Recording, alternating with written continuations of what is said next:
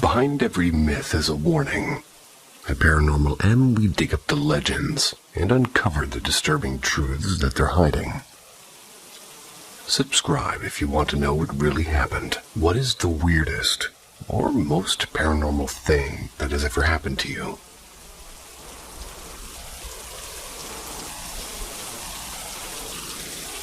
According to some of my relatives, half joking, half serious, they say that my mom and one of my aunts once played with a Ouija board when they were kids, right at the entrance of our house, the one that connects the street to the patio. Since I can remember and became aware of my surroundings, I started to notice certain presences, if I can call them that. During my childhood, from around age 6 to 10, I shared a room with two of my siblings. There was always one rule that we agreed on: never look at the window. The room had a big window that stretched from the floor to the ceiling. It faced a small back room where we kept brooms, the gas tank, and the boiler. Kind of like a cleaning room. From that window, we would often see things. Our bunk bed was right next to it. We never turned to look at it on purpose. We had many nightmares as kids. Would often sleep in the same bed. When we did get brave and look, nothing would happen. As if what we thought we saw was just our imagination or tricks of the light. Sometimes, around 3 and 4 a.m., we'd hear light tapping on the window, like someone knocking at a door. Other times, we'd hear whispers calling our names. It was honestly terrifying. We avoided looking at the window because we did see strange things.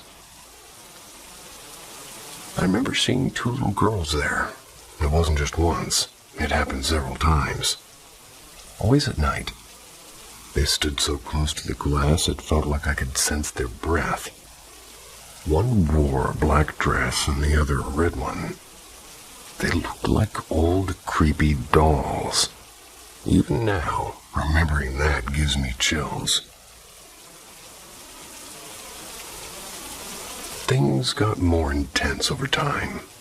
Louder noises at the window, knocks on the door, and even footsteps or heels on the roof. But our house is only one story, and the upstairs apartment was empty most of the time. By the time I was 9 or 10, I'd see shadows moving from the corner of my eye. Later, things started getting knocked over or moved. And once we came home from school, around 11 p.m., and my bedroom door suddenly slammed open like somebody had kicked it. That same night, the window was hit so hard it felt like it might break. Then the bed moved. Not slightly, but violently. Like somebody shoved it with full force. We were just 3 kids home alone. And I swear, it was terrifying. Eventually everything stopped. No noises, no shadows, and it was like whatever was tormenting us had disappeared. Maybe because we weren't little kids anymore, but it wasn't really over. After 2 quiet years, weird things started again when a relative visited. And that day, they swore they saw a man dressed entirely in white, about 6 feet tall, wearing a white suit, a white hat, and with pale, colorless skin. They said he waved at them from the upstairs apartment, but we knew nobody was living there. Other guests later asked about the old man in white. They thought he was our grandfather. We didn't have a grandparent living with us, and apparently he would wave at them from above. Later on, the relative who stayed upstairs said he often heard little girls laughing. One time, he dreamt of a girl who tried to take him with her. He realized it wasn't his daughter and woke up sweating and freezing with the sensation that he was still holding something in his hand. After that, things stopped again. It was as if whatever was there just started to ignore us. But around age 15, I started hearing footsteps in the upstairs apartment again. The same noises behind the window returned, and then a new thing started. I began seeing a little boy. Sometimes we'd spot him in the patio watching us. Other times he'd just walk around, and eventually I moved into whatever, I guess, what used to be the storage room. Just a regular room where we kept stuff. That's because I needed my own space as a teenager. Since moving into that room, things have gotten even weirder. Sometimes I wake up and find the wardrobe doors open. My desk chair, which is right next to my bed, is always facing me, like it's watching me sleep. And sometimes somebody knocks on my door, and other times I hear a child laughing or crying. There are nights when everything is quiet, and others when it feels very active. And lately I'm scared to sleep with my back facing the chair, and every time I do, I feel something climb onto the bed or someone breathing on the back of my neck. So now my rule's changed. It's no longer don't look at the window. It's don't turn your back on the chair.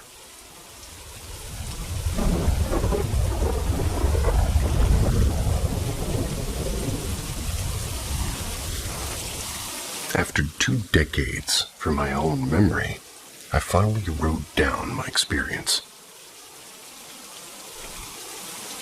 It's been over 20 years.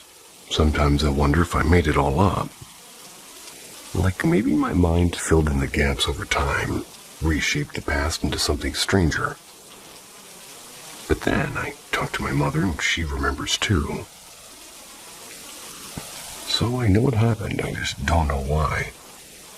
Then this is a true story about becoming closer to somebody after they were gone. Andy was the cousin of my high school boyfriend. I just moved to a neighboring state and we were dating long distance. I met Andy through that boyfriend, but we didn't spend much time together. We were probably closer to acquaintances more so than friends. I don't remember everything now, but I do remember him being an incredible breakdancer. And I remember how sweet he was to his younger sister, the kind of deep older brother love that can't be expressed with words. He passed away at 19. He had gone swimming in a river and was swept away. I found his body 2 hours later downstream. When I wasn't there, I heard about it from afar, but I couldn't stop thinking about his sister. His death was a shock, but what happened next shook me even more. A little over a month after he passed, I received a phone call from an unknown number. It was just after 3 a.m. When I picked up, all I could hear was static and beeping and a strange cycling of radio channels, snippets of music, voices in other languages. Then I heard a voice I knew. "Hello, who is this?" "It's me, Andy." Completely shaken, I hung up and I sat there confused, a little bit angry. Didn't even have Andy's number when he was alive. We had a few mutual friends, but not many. Couldn't think of a single person who would prank me like that, especially at that hour, especially on a school night. But the calls didn't stop. Every night after, always around 3 a.m., always with static, and always starting with Andy's voice. As strange as it sounds, I started to adjust. But eventually, I stopped hanging up and I stopped panicking. Our conversations became longer. Eventually, I started to question my sanity. I changed my number and the calls kept coming. So I told my mother. Being Japanese, she didn't even blink. The presence of spirits didn't shock her, but I needed more than belief. I needed to make sure I wasn't imagining things. When the next call came, I handed her the phone. She took it calmly and spoke to Andy, and from then on, whenever she was awake, she'd sometimes take the calls too. She even tried to help him transition, bringing in physics, shamans, and psychics. Anything to urge him to move on. But Andy didn't seem lost, and in our conversations he never talked about being stuck. He never even acknowledged that he had died. He talked about traveling, about visiting family in countries and how beautiful they were. And in those 2 years of strange nightly calls, I came to know him in a way I'd never had when he was alive. I learned that Andy was curious. He had a sense of humor. He liked to play the occasional prank, and he was a great listener, thoughtful and deeply caring. Sometimes a little stubborn. The strange truth is I spent more time with him after he passed than I ever did while he was alive. Toward the end of those 2 years, the static became heavier. Andy's voice got harder to hear, and our calls grew shorter. And then one day they stopped. I like to think that was him transitioning, or I guess maybe not. Maybe he's still traveling. It took me over 2 decades to write this, and for years I kept it to myself, only sharing it with a few close friends, and I did struggle with deep imposter syndrome. But if Andy's family ever finds this, I want them to know Andy's spirit lived on, and he visited and he traveled. I can't explain any of it, and I still don't know why it happened, but this is what I remember. Rest in peace, Andy Panyanoveth. June 28th, 2006.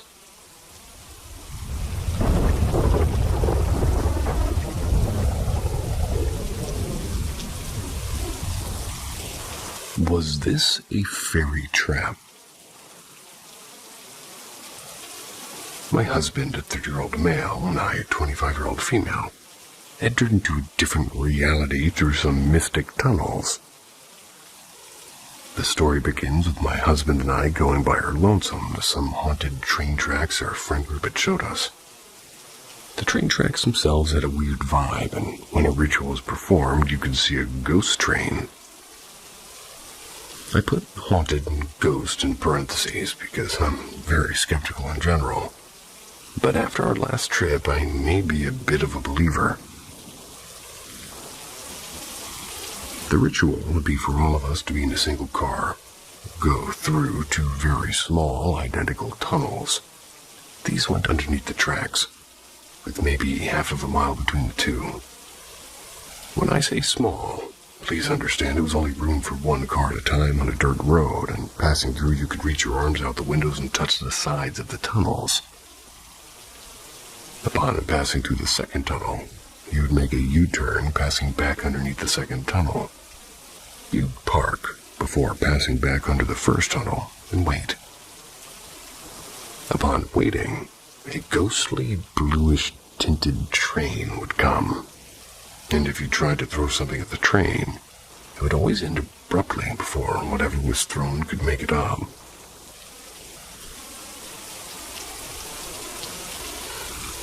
The one time my husband and I went by ourselves, we passed under the first tunnel just talking. We'd kept laughing and chatting until we realized that we hadn't passed the second tunnel yet, and had been driving for about 10 minutes. The tunnels were extremely tiny, and in fact would cause a weird feeling of dread as you passed through them. Noticing we hadn't passed it yet when we should have, we got quiet and turned off the radio. We drove for another 5-ish minutes when all of a sudden we have a weird feeling that we should turn around.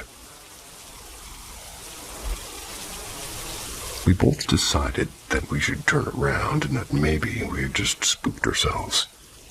Nothing particularly interesting had happened, and we just felt overwhelmed. Upon turning around, we come across a tunnel within what felt like 2 minutes, even though we'd been driving for at least 15 minutes.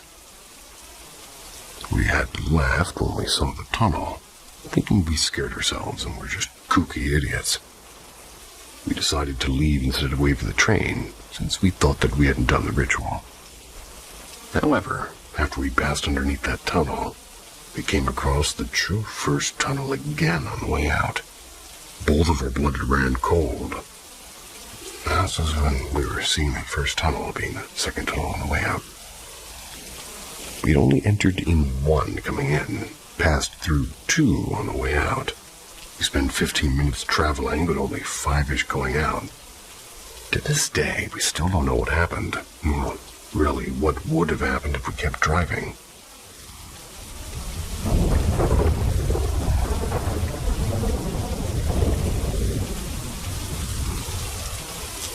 Advice needed. Skeptic to non-skeptic.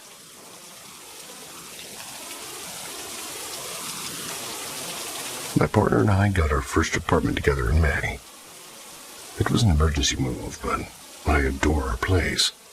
All of our furniture is secondhand and some antique. I collect oddities, so I brought my own smaller antiques and bones, skulls, and insects. Ethically sourced. I also brought things I'd inherited from my neighbor after she had passed. My first experience was when I was home alone in bed. The entire weight of my bed shifted like somebody sat down on it. No biggie, I'll sit in the living room. Creaks from upstairs and other rooms. Maybe the AC or maybe the freezer being noisy. Well, one night around 3 or 4 a.m., I could hear cups sliding on the counters, a plastic one falling on the floor, and cups getting picked up and plopped back down. Plop. I hadn't said anything before because, well, it felt minor and my partner doesn't believe in the paranormal. So of course he found it silly when I told him the next morning. We have a 2-story apartment, even though it's just the two of us. While I used our master bathroom, my partner used the one upstairs. He came down after and accused me of pranking him. I was still doing my business in the bathroom, and he said somebody whispered into his ear, but incoherently. It freaked him out, but he was still skeptical. Meanwhile, I was and am staying home alone 11 hours a day, 5 days a week to take college classes, while my job's on summer break. The experiences became less subtle, my drink sliding away from me, my garbage bin getting knocked over, etc. But nothing to make me afraid. Nothing bad had happened, just creepy and mildly inconveniencing at times. A little over a week ago, we were able to bring my cat to live here, and he's an ESA. ESA.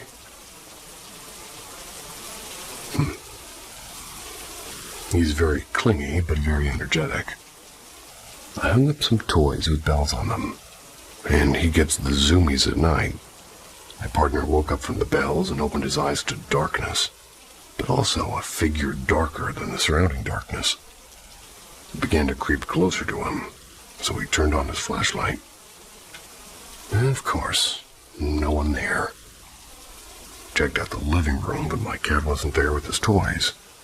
My partner thought he'd bolted, but to his surprise, he came back to the room to see the cat was snuggling up, dead asleep, sprawled out on the back underneath the blanket with me. Seeing my partner's lack of skepticism made me anxious. Some information. We have dual-function CO detectors. They very much work, and I have my partner regularly check the apartment for intruders. My breath is now... my voice is gone. And we have a camera. I always leave a lamp on at night for bathroom trips. I don't know how it turned off that night. We don't partake in drugs, only if I take prescribed medications for chronic illnesses. And I have saged my apartment twice. We can't leave, so what can I do? And if you're a skeptic, how do I put myself at ease? If you're a believer, how can I protect my space? Or can we peacefully coexist? I don't even know if I'm asking the right questions. My knowledge for the paranormal is pretty much service level.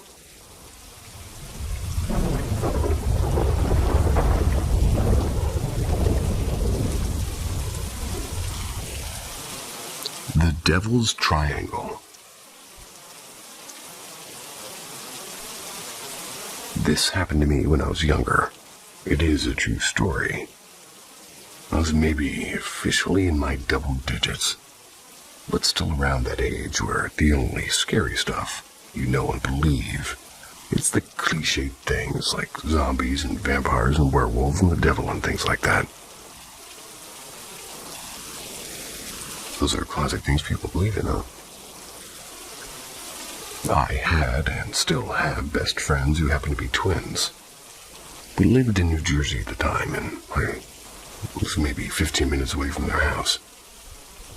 The area I lived in was nothing but houses, but they lived in the middle of nowhere.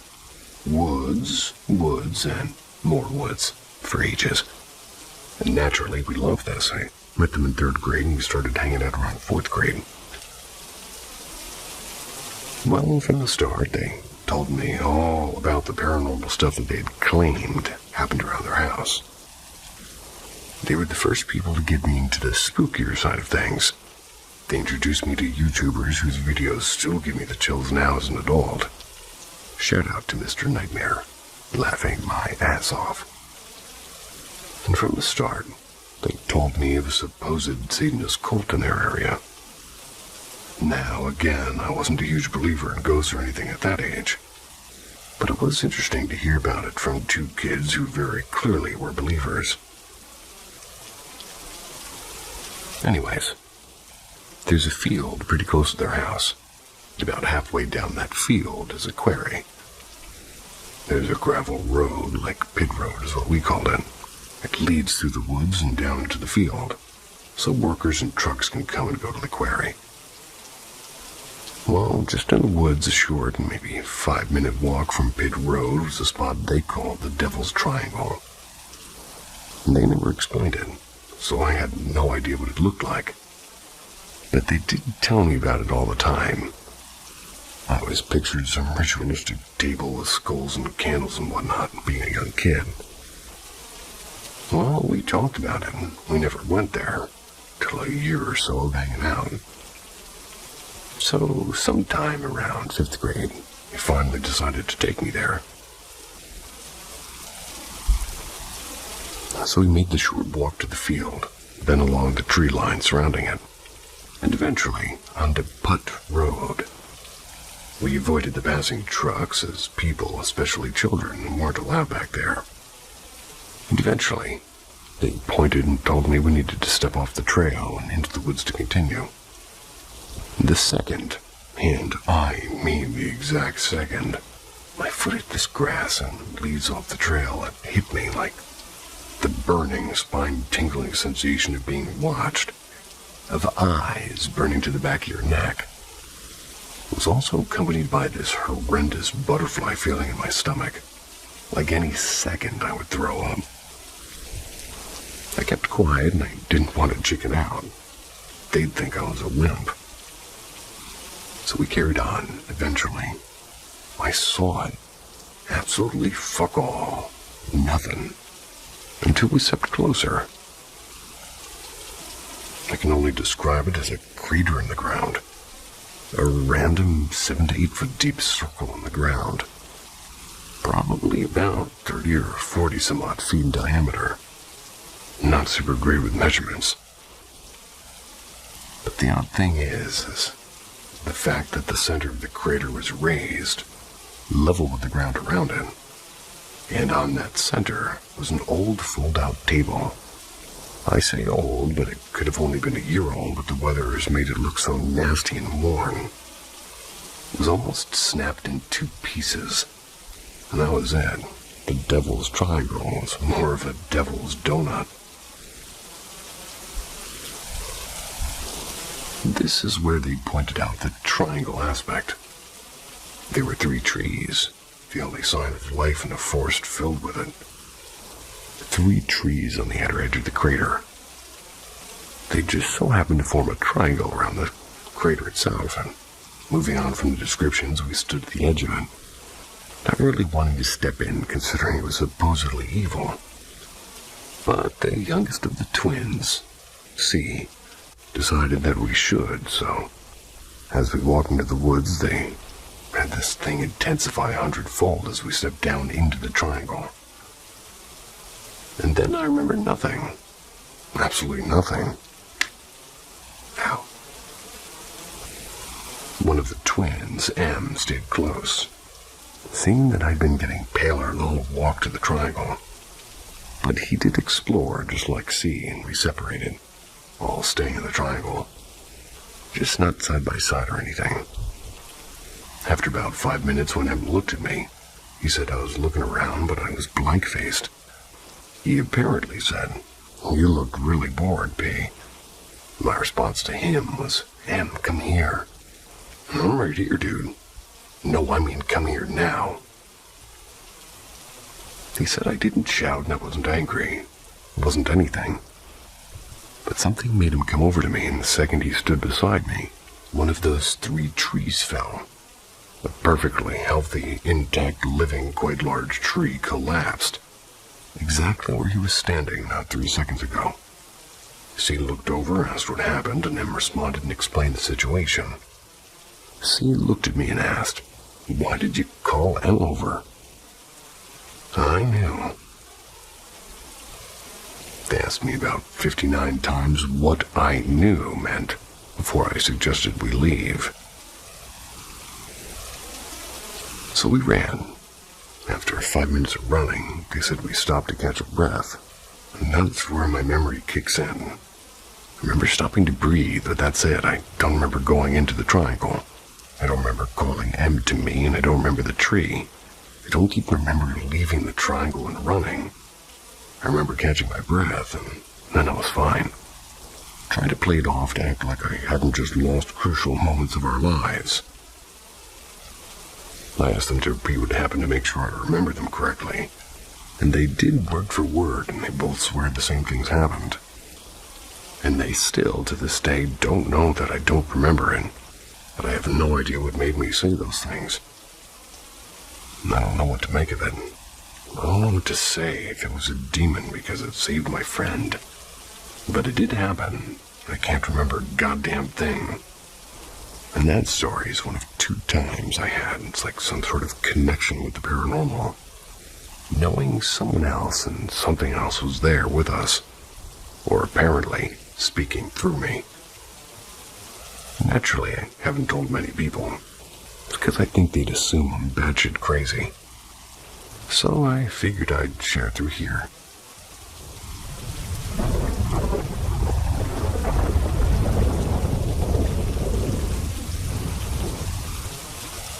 My abusive ex haunted and cursed me.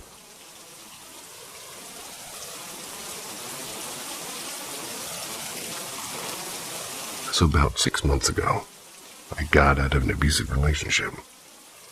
TWDV. TWDV. I got nothing. Anyway, for context, I'm a 22-year-old female, and I was dating a girl the same age as me. We got together when we were both 20, and I was instantly enamored by her. I was so drawn to her, and the more I learned about her, the more attracted to her I was. Our relationship was great at first, laughing together for hours, going on many adventures together and becoming best friends first, until it all went to shit.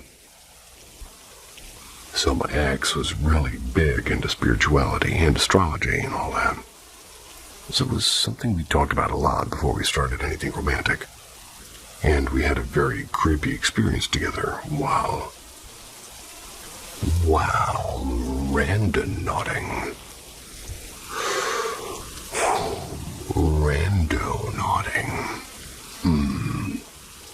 Which is a whole other story in and of itself that I can't even begin to explain. Damn. She eventually told me that she was a practicing witch, and had been since high school. Honestly, I thought it was kind of cool, and wasn't really sure what I believed in at the time, but I knew I had just experienced something out of the ordinary that I couldn't explain. So as the months went on, my ex and I grew closer. She began divulging more about this side of herself to me. She told me that she prayed to Lilith, Satan's mistress, because she was a strong woman figure, in parentheses, and, quote-unquote, represented dark and repressed femininity. At the time, I really thought nothing of this. I thought she was just like being a feminist, you know. Honestly, I didn't like the idea of religion because of the corruption of it all historically, and even presently. So I hope you understand that these blaring red flags weren't so loud to me. But after a while, our relationship started to turn sour. Arguments got more and more volatile and eventually led to her putting her hands on me. The first time it happened, she looked into my eyes and smiled at me while she did it. It was the most disturbing, terrifying smile I've ever seen in my life. It wasn't anything like that Smile movie. It was like a side smirk, almost like I finally have the chance to do this. Like she'd been waiting. Like she was excited. Safe to say, I was terrified and confused. And at the time, I knew my ex had a temper, but I didn't know she was capable of putting her hands on me. Especially not to the extent that she did. She didn't just put her hands on me. She dragged me through the house and beat me in every room. Banged my head against walls and glass doors and left me bloody and bruised. I tried to leave, but she refused to give me my phone or keys. So I had to say fuck it and make a run to the near 7-Eleven where I called the police. They took one look at my injuries, heard my story, and took me back to my house and arrested her. Watched her get dragged away in handcuffs, screaming and crying that she loved me and was sorry and just wanted to talk to me, and I was gutted. And unfortunately, that wasn't the end of her story. I picked her up from jail that day, and she told me that there was a restraining order in place and that we weren't allowed to be seeing each other. I was devastated, and it seemed that she was too, and she expressed that she wanted things to work with us. She wanted to make it work no matter what she had to do, and we talked about it and came to the conclusion that the only way to continue was if I got the charges dropped. That way, this is all a little bit confusing.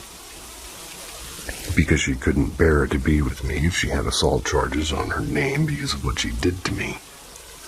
Again, I see how big of a red flag this is now, but I was so entangled in the manipulation I didn't see before, and so I did everything I could to get them dropped. I told the police I'd lied, hired, paid for her lawyer, all while she wasn't working.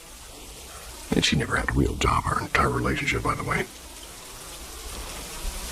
But, to nobody's surprise, the hitting didn't stop that day.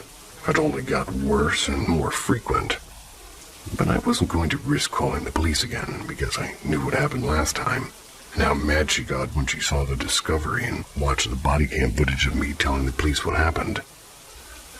So I endured it. Months of living in a complete silent hell. She would physically restrain me and spit on me and not let me leave and threaten to rape me. Put her knees into my abdomen, and mind you, I'm 5'2" on a good day, and she's 5'8" and pretty significantly bigger than me. And threatened to kill me constantly. Jesus. She verbally abused me severely, and I honestly thought I deserved all of it.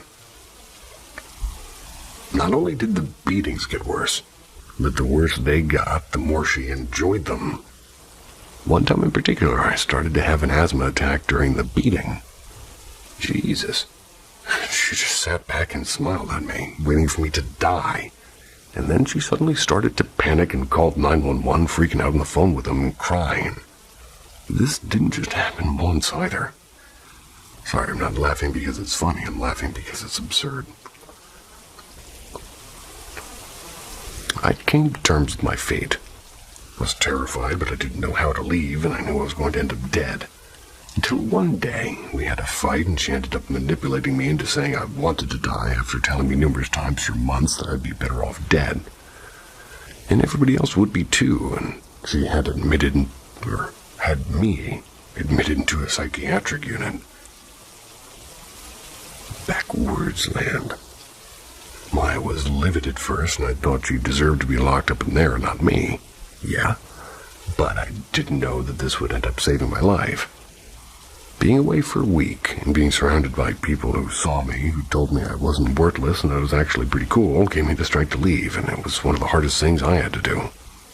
And she continued to harass me for weeks after I ceased communication, refused to leave my house, and completely destroyed it before she did.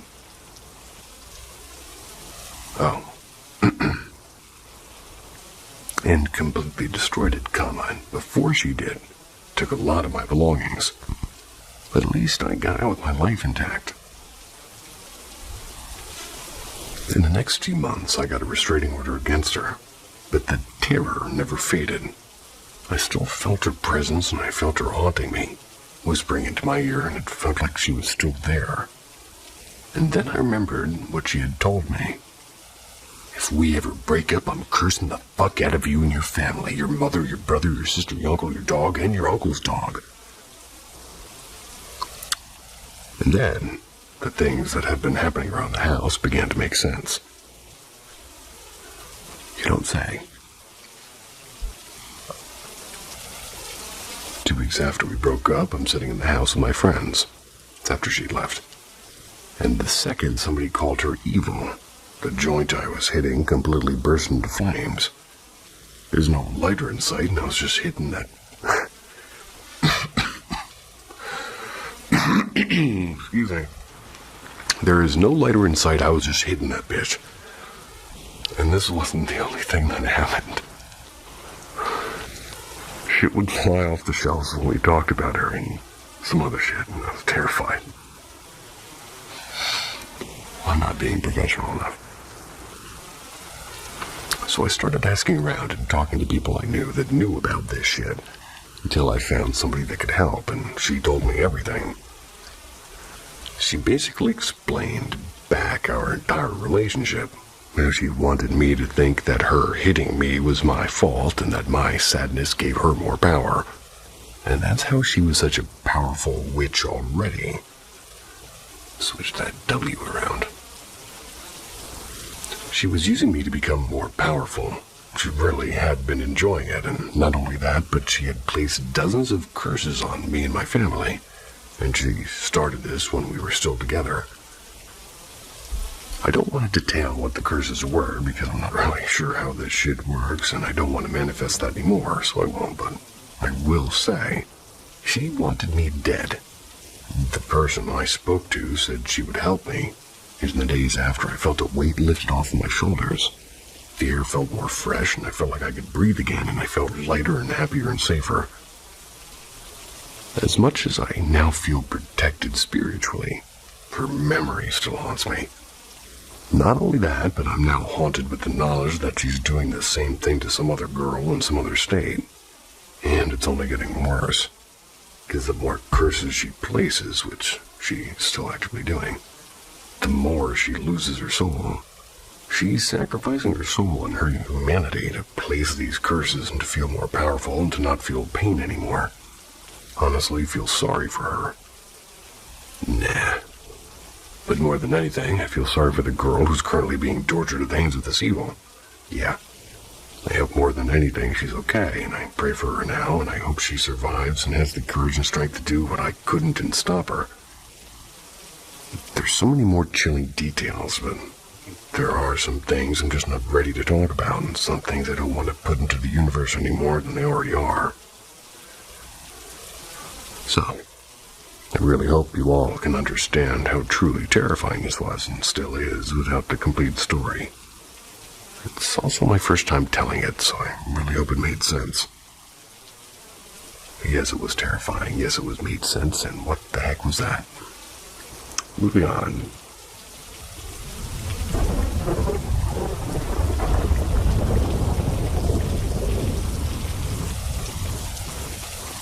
Something explodes in my head when I try to sleep. And it's not a dream.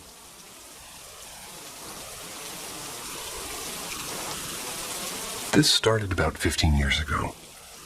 I was lying in bed almost asleep. It's when I heard a deafening bang, like a door slammed right next to my ear. I sat up in pure panic, heart racing.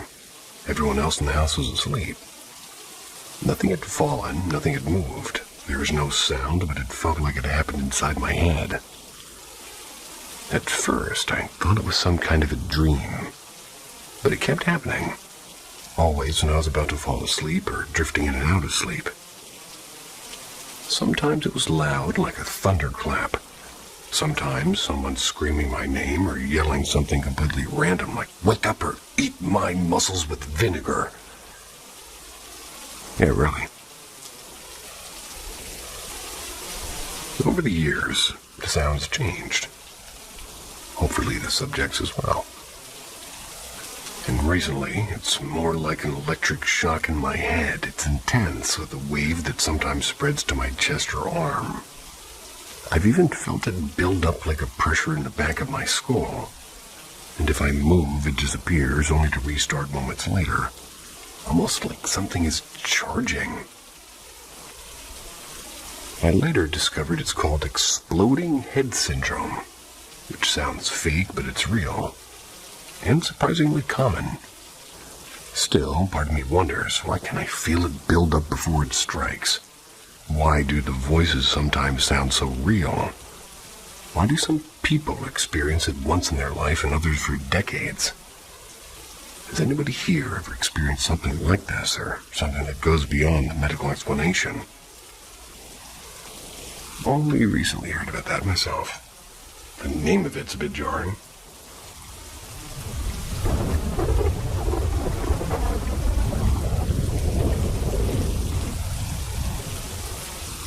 We wonder if our son sees my grandmother. I was always skeptical about things like this, but I also hear a lot of stories about small babies seeing things. So yesterday I got a call from my mom with an information that my grandmother passed away in the evening. Different country. She adored my son, who's 15 months old now. And he was the most important person in her life since she found out about pregnancy. Well, your pregnancy, I bet. I went to work this morning. Came back before 6 p.m. My son visited me in the kitchen, skyling and hugging me.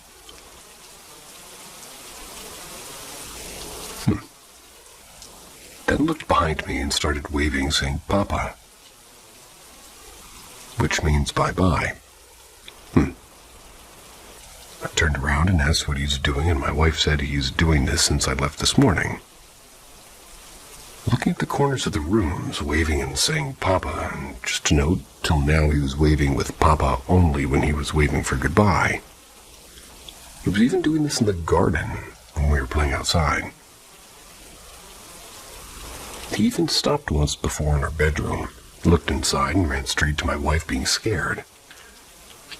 She said he's constantly running to her, wants to be hold, and then he waves again to X point and says "Papa." Even if I'm not fully convinced, as I never believed in stuff like that, I have a feeling somehow my grandmother came to visit him for the last time, as he was very important to her in life in the last 2 years.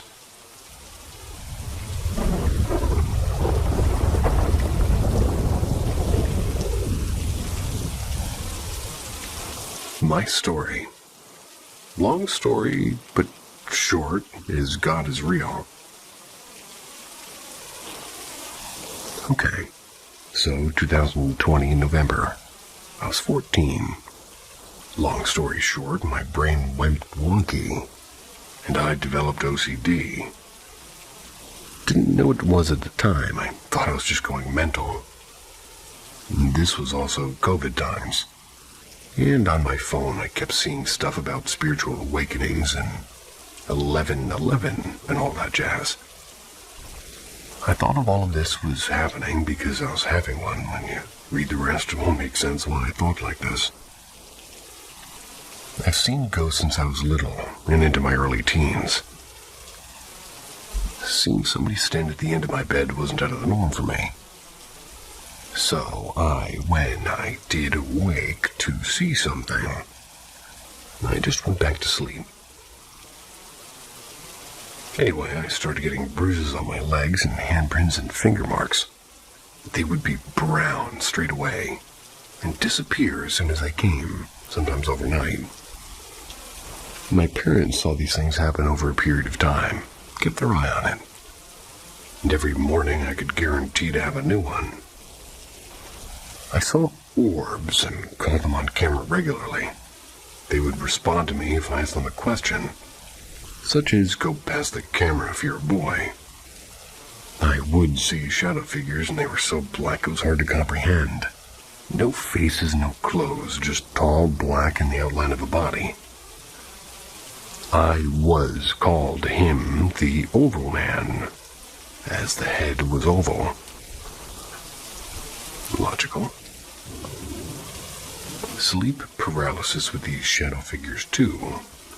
I would be dreaming and run out to my room and then be sucked straight back into bed by these figures. No matter how far I ran, which wasn't far, I'd be sucked back into bed, and all of this, plus losing my mind over OCD, was constant. I saw one of the figures loading a blue and purple light. No idea. I have a photo on my phone of one of these figures, but every time I show it, something gets broken or thrown across the floor. And one night, I heard long fingernails or claws drag down my bed frame, and then 3 knocks. I recently found out this is mocking the Father, the Son, and the Holy Spirit. One day in the daytime, I saw a black claw with black scales. It was awful. It made me feel sick. It was so real that the minute I saw it, it moved and went yuck. Right. Because of everything happening in my personal life, I developed depression through all of this. Hashtag or number sign of years older than me can't get a break. So I was very low and couldn't be left in a room alone, so I thought about doing something silly. Went to the doctor with Dad as he was concerned about blood clotting, otherwise known as the bruises. Had blood tests and some geezer felt my tummy, and everything came back normal. Dad was really getting concerned now. Luckily for me, my parents are Christian and have had experiences with ghosts before, so they believe me. And this all kept happening over months and months. My father got in contact with a priest called Father Joe. He was chill and kept dismissing my stories, and that annoyed me. Anyway, we all said amen. Now being 14, experiencing all of this, you're a bit like this is pointless, and he said a 5-second prayer.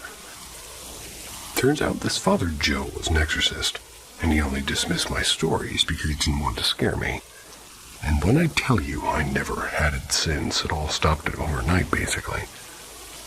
The power of Christ's unmatched, and I love that guy.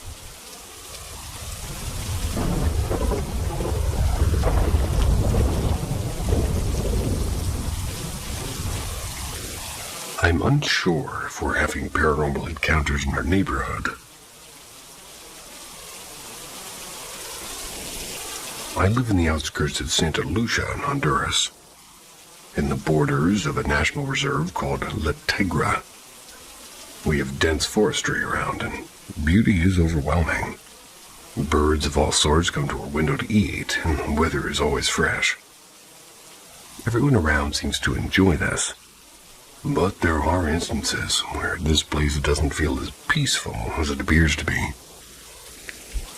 For years, the main road right by the side of this area has been known for countless car accidents. I've seen like 20 throughout my life. Most of them causing death, sadly, and it's all because of a dangerous curve right down and by the side of my house. I live on an elevated hill, so you can always see what happens.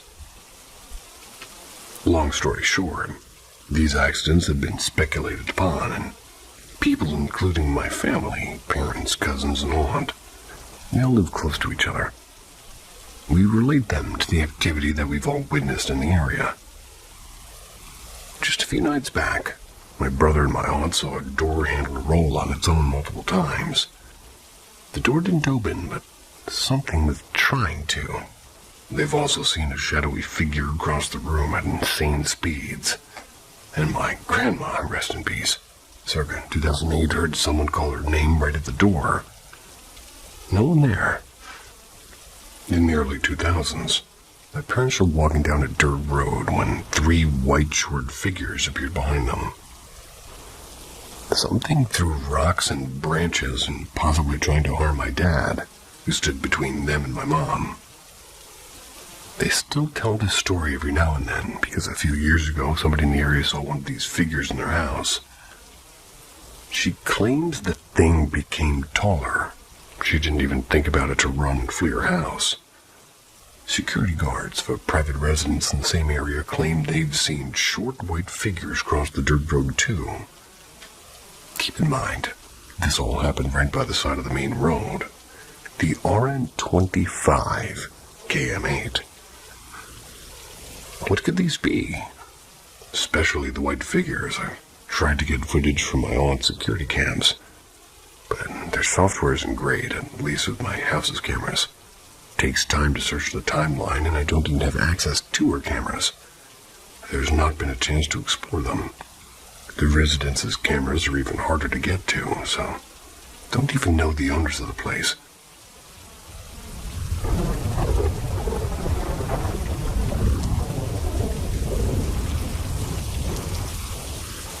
I never shared publicly, but here is my demonic experience.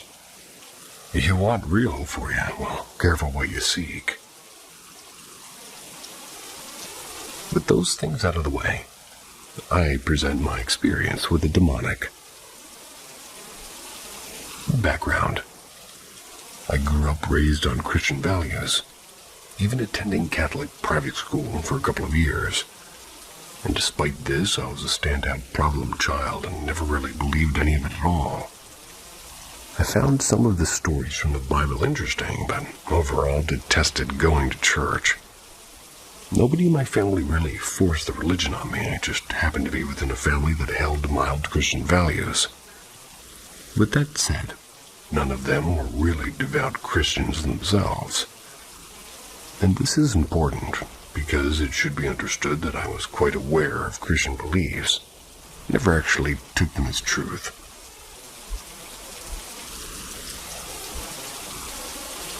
Let's jump forward now to my teenage years, where all this began. At the age of 12, I was engaged with all things mystical and mysterious. I've read books and I browsed websites on everything between ancient aliens, conspiracies, ghosts, mediums, witchcraft, Illuminati, and the demonic. And this was around 2003, 2004. So just past the turn of the millennium. All of these things were of great interest to me, but I had no actual evidence or really reason to believe any of it. It wasn't until my family had made the decision to move that these things became more viable. My parents had locked in on a house they thought was perfect for us, and they were close to closing the deal. My mother wanted her mother, my grandma, to come and approve of it first. While I ran around the empty rooms trying to decide where I would have my bedroom, my mother showed my grandmother around. After the tour was given, my grandmother felt uneasy about the house, specifically the second floor. She didn't like the way it was set up and worried what would happen if there was a fire while me and my siblings were up there. This wasn't enough reason to deter my mother, though. After they checked over the potential new home, we proceeded to head back to the car.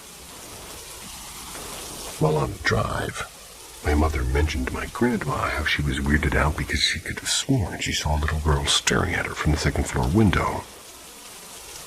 This led my parents to investigating the history of this house, and they had found to their amazement there was in fact a fire on the second floor of this house many years prior, and a young girl had perished in the flames. With that said, that strange coincidence was not enough to stop them from trying to buy the house. It was actually the fact that upon inspection there was found to be a roach infestation. My mother would not have any part of that, and this led us to find her actual new home in another nearby town, and this house was approved as much quicker and had the okay of my grandmother as well. So a couple of busy days go by, and we're all pretty much all moved in and set in our new home. This is when we get a knock on her door. Turns out it was the woman who previously lived there who sold us the house.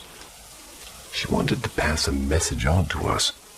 The message being that her mother had died in the house and that she would occasionally appear, but that we shouldn't worry because she was friendly and was just attached to the house. We're going to keep this on the back burner for now. Cut to a few weeks later. I had made a new best friend who lived right down the street from me. My house number was 112 and his was 12. Thought that was pretty cool. But no special meaning there, I would think. It wasn't long after that I became close with his family, and they in turn became close with my parents.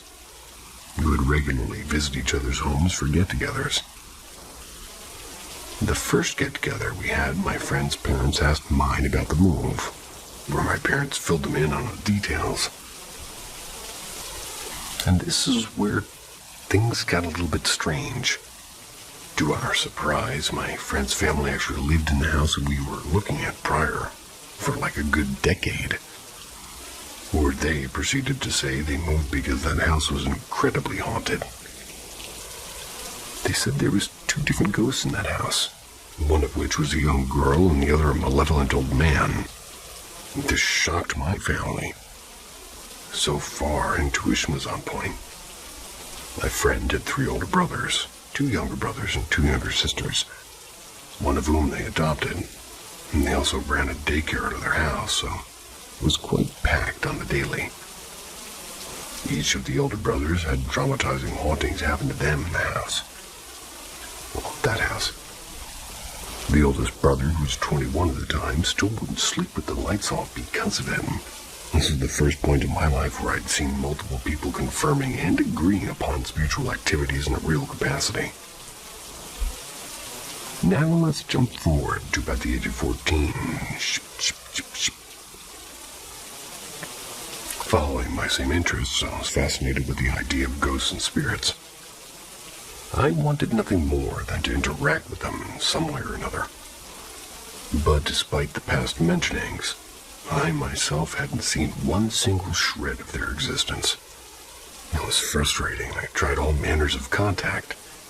I bought crystal balls and stared into mirrors in the dark and looked into black ink. Researched Enochian and literally everything under the sun. Nothing would work. That is until I opened a Ouija board on my 15th Christmas. If there's one message to take from this entire thing, it is that I tell you from the bottom of my soul, do not engage with the Ouija board, period. I didn't immediately use it, but one day my friend and I were chilling per usual, and I'd remembered the new Ouija board I'd gotten for Christmas. I asked him if he wanted to use it with me, and he hesitantly said yes. I made him go down to the basement with me, because where else would be the perfect place to use it? I had just opened the box and placed the board when my friend chickened out on me. I mocked him and I told him, I'm gonna do it by myself then. Placed a little piece on the board and proceeded to ask it questions. But to no avail, nothing. I was extremely disappointed. I thought for sure this was going to be it, but no, I put it back in the box and brought it upstairs, and that was that. Or so I thought, because boy was I wrong as wrong could be. Immediately, over the next couple of days, I started experiencing things that were unusual. The simple things at first, like lights being funny and my dogs acting strange and objects indoors moving. This, however, was spectacular to me. I had no fear whatsoever. If anything, I was extremely excited. More into the occult than ever, and I thought this is it. What I've been waiting for. Paranormal activities. These types of things continued for the next couple of years steadily. Then it finally happened. I seen my first ghost ever. I was 16 at this point and had been making my way from the kitchen through the dining room toward the living room. While I was gapping or gaping between the kitchen and dining room, I seen what I thought was my mother walking toward the kitchen from the connecting hallway.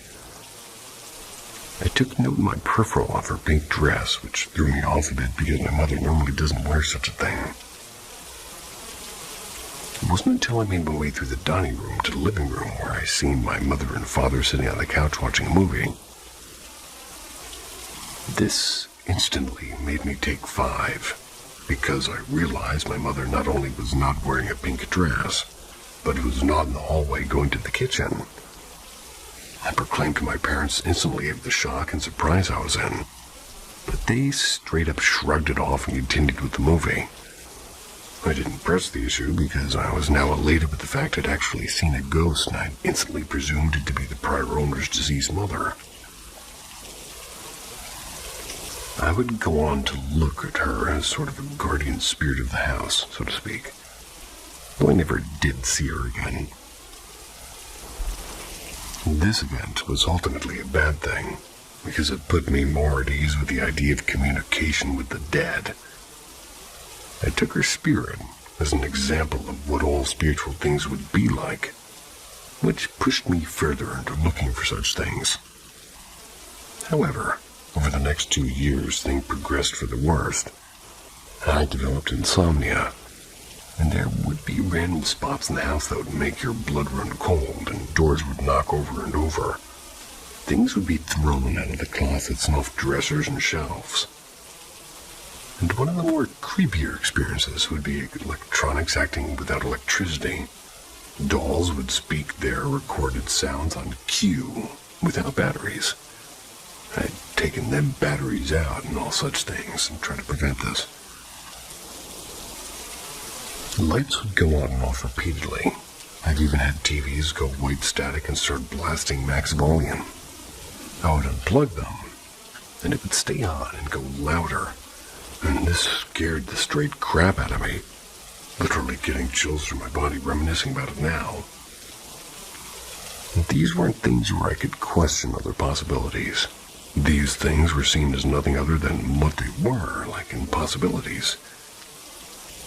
There was one night in particular where it clicked and the fear had taken permanently a hold of me. I had recently at the time gotten into the Harry Potter books. Big reader as a youngster. I was sitting on a couch in my basement, which was now redone as a TV room, where lots of things would happen, by the way. I had one of those little bendy lamps that you use to read books as mild illumination. I was thinking to myself how great these books are and how I thought it was funny people at the time thought they were of the devil. And I shit you not, as I'm in this thought process, the light bulb just explodes, projecting the glass shards at me. Luckily, no harm done, but I instantly hopped up in fear and ran out of the basement to escape the dark. I flew up the basement stairs where this doll starts going off, like some bins of toys were kept under these stairs, and the fear jolted in me. I sprinted even faster and finally opened the basement door and reached for the hallway, light switch in front of me, flicking it as quick as I could, and again, I shit you not, as soon as I did, the hallway bulb exploded, and at this point I'm thinking, no fucking way is this happening right now. This happened 2 more times again in the living room. Once more on the 2nd floor once I made my way up those stairs. 4 light bulbs exploded in total. Now again, I am quite rational despite these things. I am aware this could be very coincidental electronic wiring. But everything that ultimately happened says otherwise, and I made it to my bedroom on the 2nd floor where things sort of normaled out and I finally had light. It was at this point in life where these experiences were taking a toll on me, really ramping up my insomnia. I was in constant fear while at home due to these things happening left and right. Some of the things so common I barely batted a lash at them.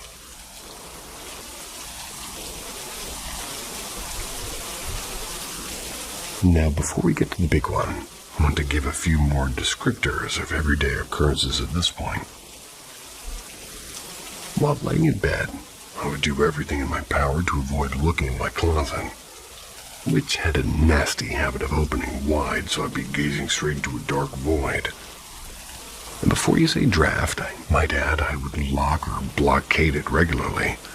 No matter what I did, this freaking door would push itself wide open, moving whatever blocked it right out of the way.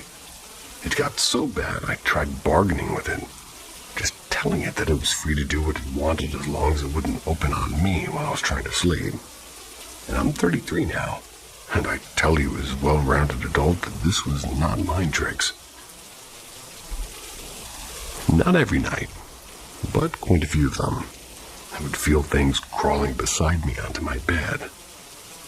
Not in the general sense of where your mind is questioning if you're actually feeling or not, but in the sense the spring mattress would straight indent and compress as the invisible force crawled right beside me.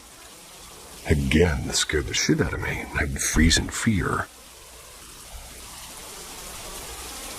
The last occurrence that I would see all the time affected other people. Due to my sleep problems, I always was the last one to fall asleep. I witnessed multiple times people's arms being raised in their sleep like they were reaching for the sky. There was a day when I had a cousin and two friends crashing over, and I watched as one of their arms were rising in the air. It made me feel like whatever this was taunting me, showing me that it could do whatever it wanted to whoever. And the real kicker was when I was sleeping on an air mattress in my younger brother's room, 4 years younger than me. I did this because at this point I was so terrified to sleep alone I needed to be near somebody to feel somewhat safe. As I was dozing off, I watched my little brother's arms raise into the air. And the only difference is this time he actually woke up while it was happening. I watched him groggily realize what was happening to him, and he jumped up to his feet and turned and ran into the frickin' wall out of terror and panic. I legit started laughing because I'd never seen anything so absurd and shocking in my entire life.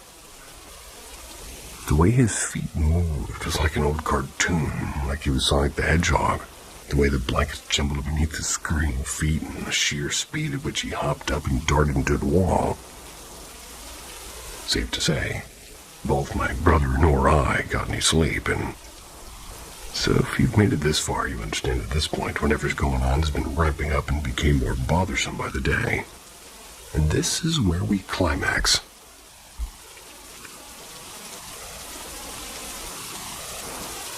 I had grown quite brave at this point. Because these things were so regular and common, I simply just became used to it. I was able to sleep solo once again. So there I am, lying down on the couch against the furthest back wall of my basement. This was generally where I slept and hung out at this point in life. I had 3 dogs, one of which was a little white chihuahua named Baby. I don't know why I say chihuahua like that, but I like it. But she was the most timid and docile, scaredy cat of dog that you could really imagine. Everybody who has pets understands that you can come to learn the general behavior of them. I just turned off the lights, popped onto my back where my little baby jumped on to sleep on my chest like she always does. And this is where the single most terrifying thing in my life happened. Baby instantly starts going to alert and standing up and growling into the darkness. And she does not ever act like this. Her fur is raised and her fangs are bared, and I can immediately perceive that this little dog is trying to defend me from something despite her, tiny stature. This puts me on full alert, and I sit up and also peer into the darkness while she's still standing guard on my lap. Next thing I know, she cowers. Her tail goes between her legs and she whimpers and flees. Before I can gauge what's happening, My arms were pinned straight down to my side. My back was forced straight down onto the couch. I can see enough to tell you with 100% certainty there's nothing there. While forced down, it feels as if I was pushed 5 feet through the couch. Like my soul was straight pushed out of my body. I was so consumed by fear that there wasn't a single thought in my head other than static and panic. It seemed like forever. But in reality, it was probably 10 seconds. As soon as this force let go of me, I hopped straight up in my undies and darted through the darkness toward the stairs. And this is the part I want to make crystal clear, because this right here is the part you never want to experience. Those who think the paranormal and ghosts are cool have not experienced this sensation I'm about to describe. I tell ya, I felt a tangible hatred that was unlike anything I've ever felt. It was the feeling of something that hated every fiber of your being, and wanted nothing more than to destroy every last bit of you in the most malevolent way possible. It was inhuman, the sensation. It was in this moment I understood hell is real, and this was something from there. There was no doubt in my mind. It was a sense of knowing, absolutely. It was the predator, and you were the prey. I scrambled room to room in my house, and just like before, every light bulb was shattering. I could not escape the darkness, and I made it to the second floor and burst into my parents' room screaming. And I swear on everything, they would not wake up. I shook them and yelled, and nothing. I then ran to the only person in the house at the time, my little brother. Same thing. He would not wake. It was like trying to shake somebody out of a coma. And I tell you in all honesty, I was 18. And I considered myself a man at this point. And I had loads of pride, and still, this did not stop me from hopping right into my brother's bed next to him, pulling the blanket over me. Now, you would think at this point I was safe, right? Wrong. This thing repeatedly, what it did in the basement, it took hold over my body over and over. I could feel my mind breaking and my soul dying right in my very body. And after the 10th time, I was completely hopeless. I'd almost given in to defeat, on the verge of being scared to death and demolished by demons. This is when I remembered something I heard many a time from my Christian upbringing. Pray to Jesus. I swear to you on my eternal soul, and all that I love and hold dear the moment I cried out to Jesus, this shit stopped on a dime. And 15 years have passed at this point. I've not experienced a single thing mentioned ever again. Haven't even come close to getting the feeling that something paranormal is near me. Every single bit of the experience has vanished. And for the next year straight, I started praying at night, spending at least 15 minutes per night before going to bed through all my prayers. Though I don't pray as much, I am every bit as faithful, if not more, at this point in my life. However, that's not the complete end to this saga. The very next morning, I tried my best to explain to my parents what happened. I can't say they fully believed me, but they at least listened enough to help me out. Thought about how it all seemed to start when I first used the Ouija board, which led me to doing a quick online search on how to dispose of such a thing. I didn't want that thing or portal anywhere near me again. It said online that the only way to truly close it was to burn the Ouija board. So that same day, my parents and I brought it out to the fire pit. Now, I must say, I was hasty here and left the bidding to my parents because I didn't even want to look at the thing or be near it anymore. And funny enough, it was years later I was regaling the events with my mother where she gave me a bit of a surprising bit of news. She proceeded to tell me that she did in fact believe me, because that day, unbeknownst to me, the Ouija board wouldn't burn. She expressed how she and my father doused it with gasoline, and it was still unscathed. They ultimately threw it out into the trash can and watched the dump truck take it away. I figured that must be good enough because, again, nothing ever came back. I'd like to imagine that it eventually got incinerated at a junkyard at some point. That's pretty much the end of that. But I can still provide one more after happening that I found quite coincidental. When I was speaking of my mother and father, it was really my mother and stepfather. I say this because when I finally told my blood father this ordeal, he went on to tell me about how he was severely haunted in his youth, and similar to me, was a non-believer who happened to call out to Jesus for help. I can't say for certain, but this has led me to believe that there may in fact be some kind of hereditary thing going on here.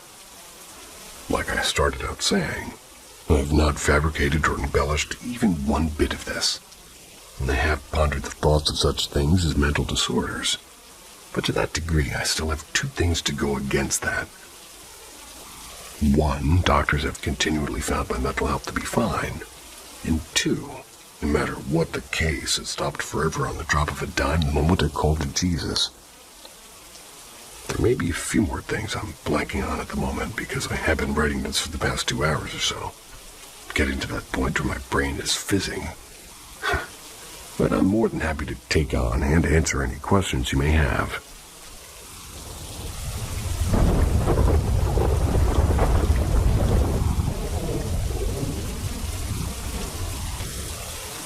Attention, truth seekers and lovers of the paranormal.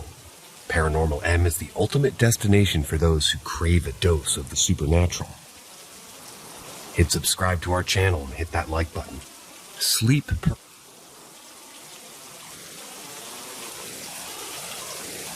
So back when I was like 16, possibly 15, a friend and I used to mess around with the Ouija board. We are both practicing Wicca, even though we didn't know what the fuck we were doing at all. We found things like this kind of fun. So she'd come over one night, and when she'd go into the bathroom, and of course a naive young me was still a little bit suspicious of the authenticity of our session, and the thought of her just moving the planchette. So she decided to play on her own, and when it pulled harder than she'd ever felt and started to spell, she obviously said goodbye and freaked out. Fast forward a while, I had started having sleep paralysis and semi-wake hallucinations of this guy in my room. Now at first, it was kind of how most people describe a shadow person, just kind of a shape with no detail. But after a while, it began to look more and more like a person. I'd done a lot of research into it, and I could never really find out what it was, because it never really did much. But I knew it was there, and I knew it was real. And one night, after a particularly bad fight with my family, I went to sleep crying. Immediately when I fell asleep, I got the paralysis, and I felt something like holding me from behind. I freaked out and woke myself up and cried some more. It was so weird to me. Now, for a long time, I thought I'd make this shit up in my head due to trauma from the abusive family. You know. That was until Christmas, when I was at my mother's with siblings that now stayed in the room that I'd stayed in, and they began to ask questions about a shadow person or a demon that had been causing him some problems. Now, this brother is not a liar. He also really doesn't believe in paranormal things. So when he came to me claiming that something resides in his room, that throws things at him. Scratches him in his sleep. It even knocked over his fish tank. Throws the closet doors off the rails. The little track thingies on a frame. And just causing general chaos. I was quick to think back about my experience with the Shadow Man. Also, to him, it looked like a shadow, not the man that I'd seen. It was very tall and had long fingers. No detail again, though. Also, when I say that it looked like a man, I mean that it's kind of like if you outlined a person and pressed fill in with a paint bucket in Photoshop. Like that shadow of a person, but like 3D. I don't know. This probably isn't the best way to describe it. I don't know what it could be. I don't think it's a demon or vengeful spirit, because it never did anything crazy like that to me. I'm not sure what it could have been.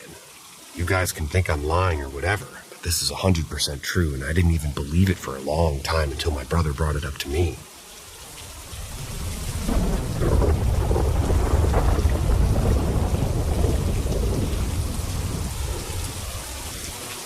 Experiences in my childhood home. Poltergeist? My parents divorced when I was 4, and my dad went to go build his own house while I lived with my mom. My dad built his house on a site where the previous home had been burned down 3 years earlier. It was arson, but no one was hurt or killed, and the perpetrator was never caught. Shortly after finishing the house, weird things began to happen. The first story is one that I wasn't told until I was older. One night after the house was finished, but not fully moved into yet, my dad was working late upstairs in the master bedroom. It was probably midnight or so, and he was finishing up when he began to hear voices. He described it as a group of people talking. He couldn't make out any single conversation, just the general, maybe sounds of a group of people talking. He couldn't make out any single word in the conversation, just the general buzz of many voices coming from downstairs.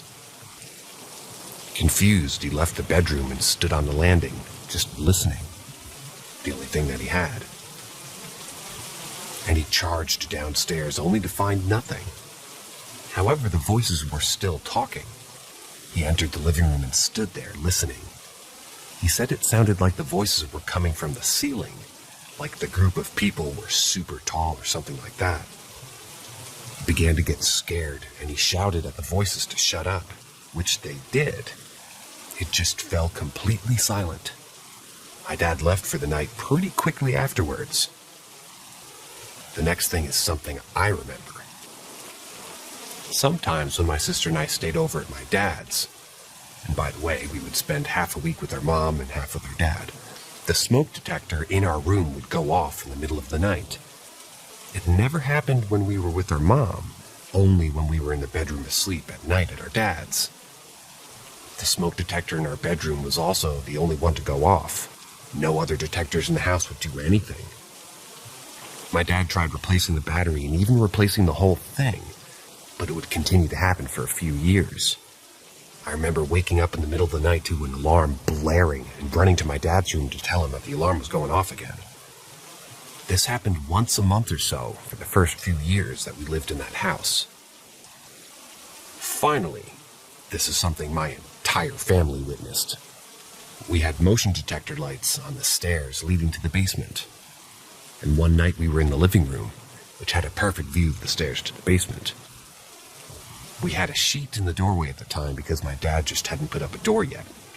Suddenly, the motion lights on the stairs turned on and the sheets moved up, like someone lifted it to walk under and then let it go. Except there was no one there.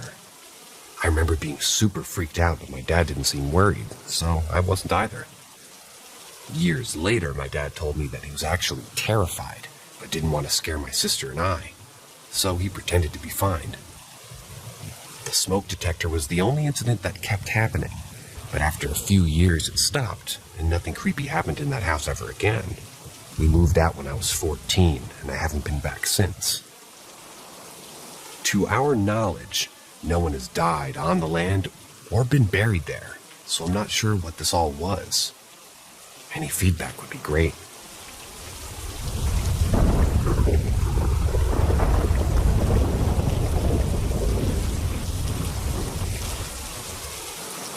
Former neighbor's spirit roaming my old house. So I used to live in a council house before my mom moved in with my stepdad. While living there, it was just me and my mom. I had 3 experiences living in that house. I'm glad to be out of there. Before I get to those stories, my former neighbor died while I was living in the place. The neighborhood didn't know this until his garden started smelling and becoming untidy. He definitely didn't leave the house, as any of us would have, I guess, just noticed. People knocked on his door to no avail. Eventually, the police were called and they broke into his house to find his body there. I can't remember how he died, but yeah. It may be related to what happened to me. I'm a bit suspicious. Now, on to the experiences. So once I had a late night, my mom went to bed, and I went up like 5 to 15 minutes after. Anyway, I turned off my laptop and I headed for the corridors. The doorway I was going to went 2 ways. Left, the kitchen, where beside that doorway was the front door and a staircase. And right, a little room where you sort of top the electricity with a key. I went left, obviously, since I was going to bed, and then the lights turned off, like some paranormal activity shit, and I saw a fucking white figure walking from the sink. I didn't full-on scream, but I did yelp. I blinked, and everything was back to normal. When I think back on it now, I think that my mind was just fucking with me. I'm a superstitious person, but I'm thinking of a rational explanation here. But then, this experience. Oh, mighty God, this experience. So I was in bed, like 2 or 3 a.m., and I get out of bed for a piss. And then before going into the toilet room, it's one of those bathrooms with the toilet only, mind you, I peek into my mom's room, and there's a fucking hand looming over my mom's head, and what looked, and it just disappeared. Mind you, no one was in that fucking house but us. I, being the dumbass I was, went into the bloody toilet before warning my mom instead of pissing myself.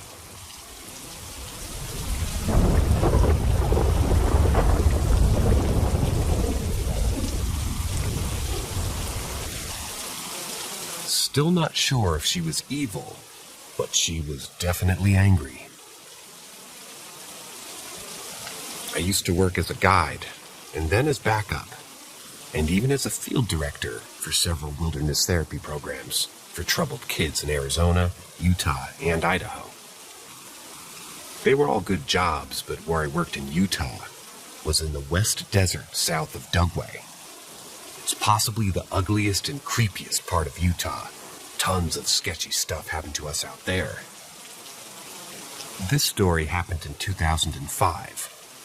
The groups were camped in a really nice area for that part of the desert, called Indian Canyon. The spot was so nice, in fact, that in the late 1800s or early 1900s, some enterprising pioneer family had built themselves a little homestead with a one-room cabin and a small barn and a cedar pole fence around the perimeter of the little farm.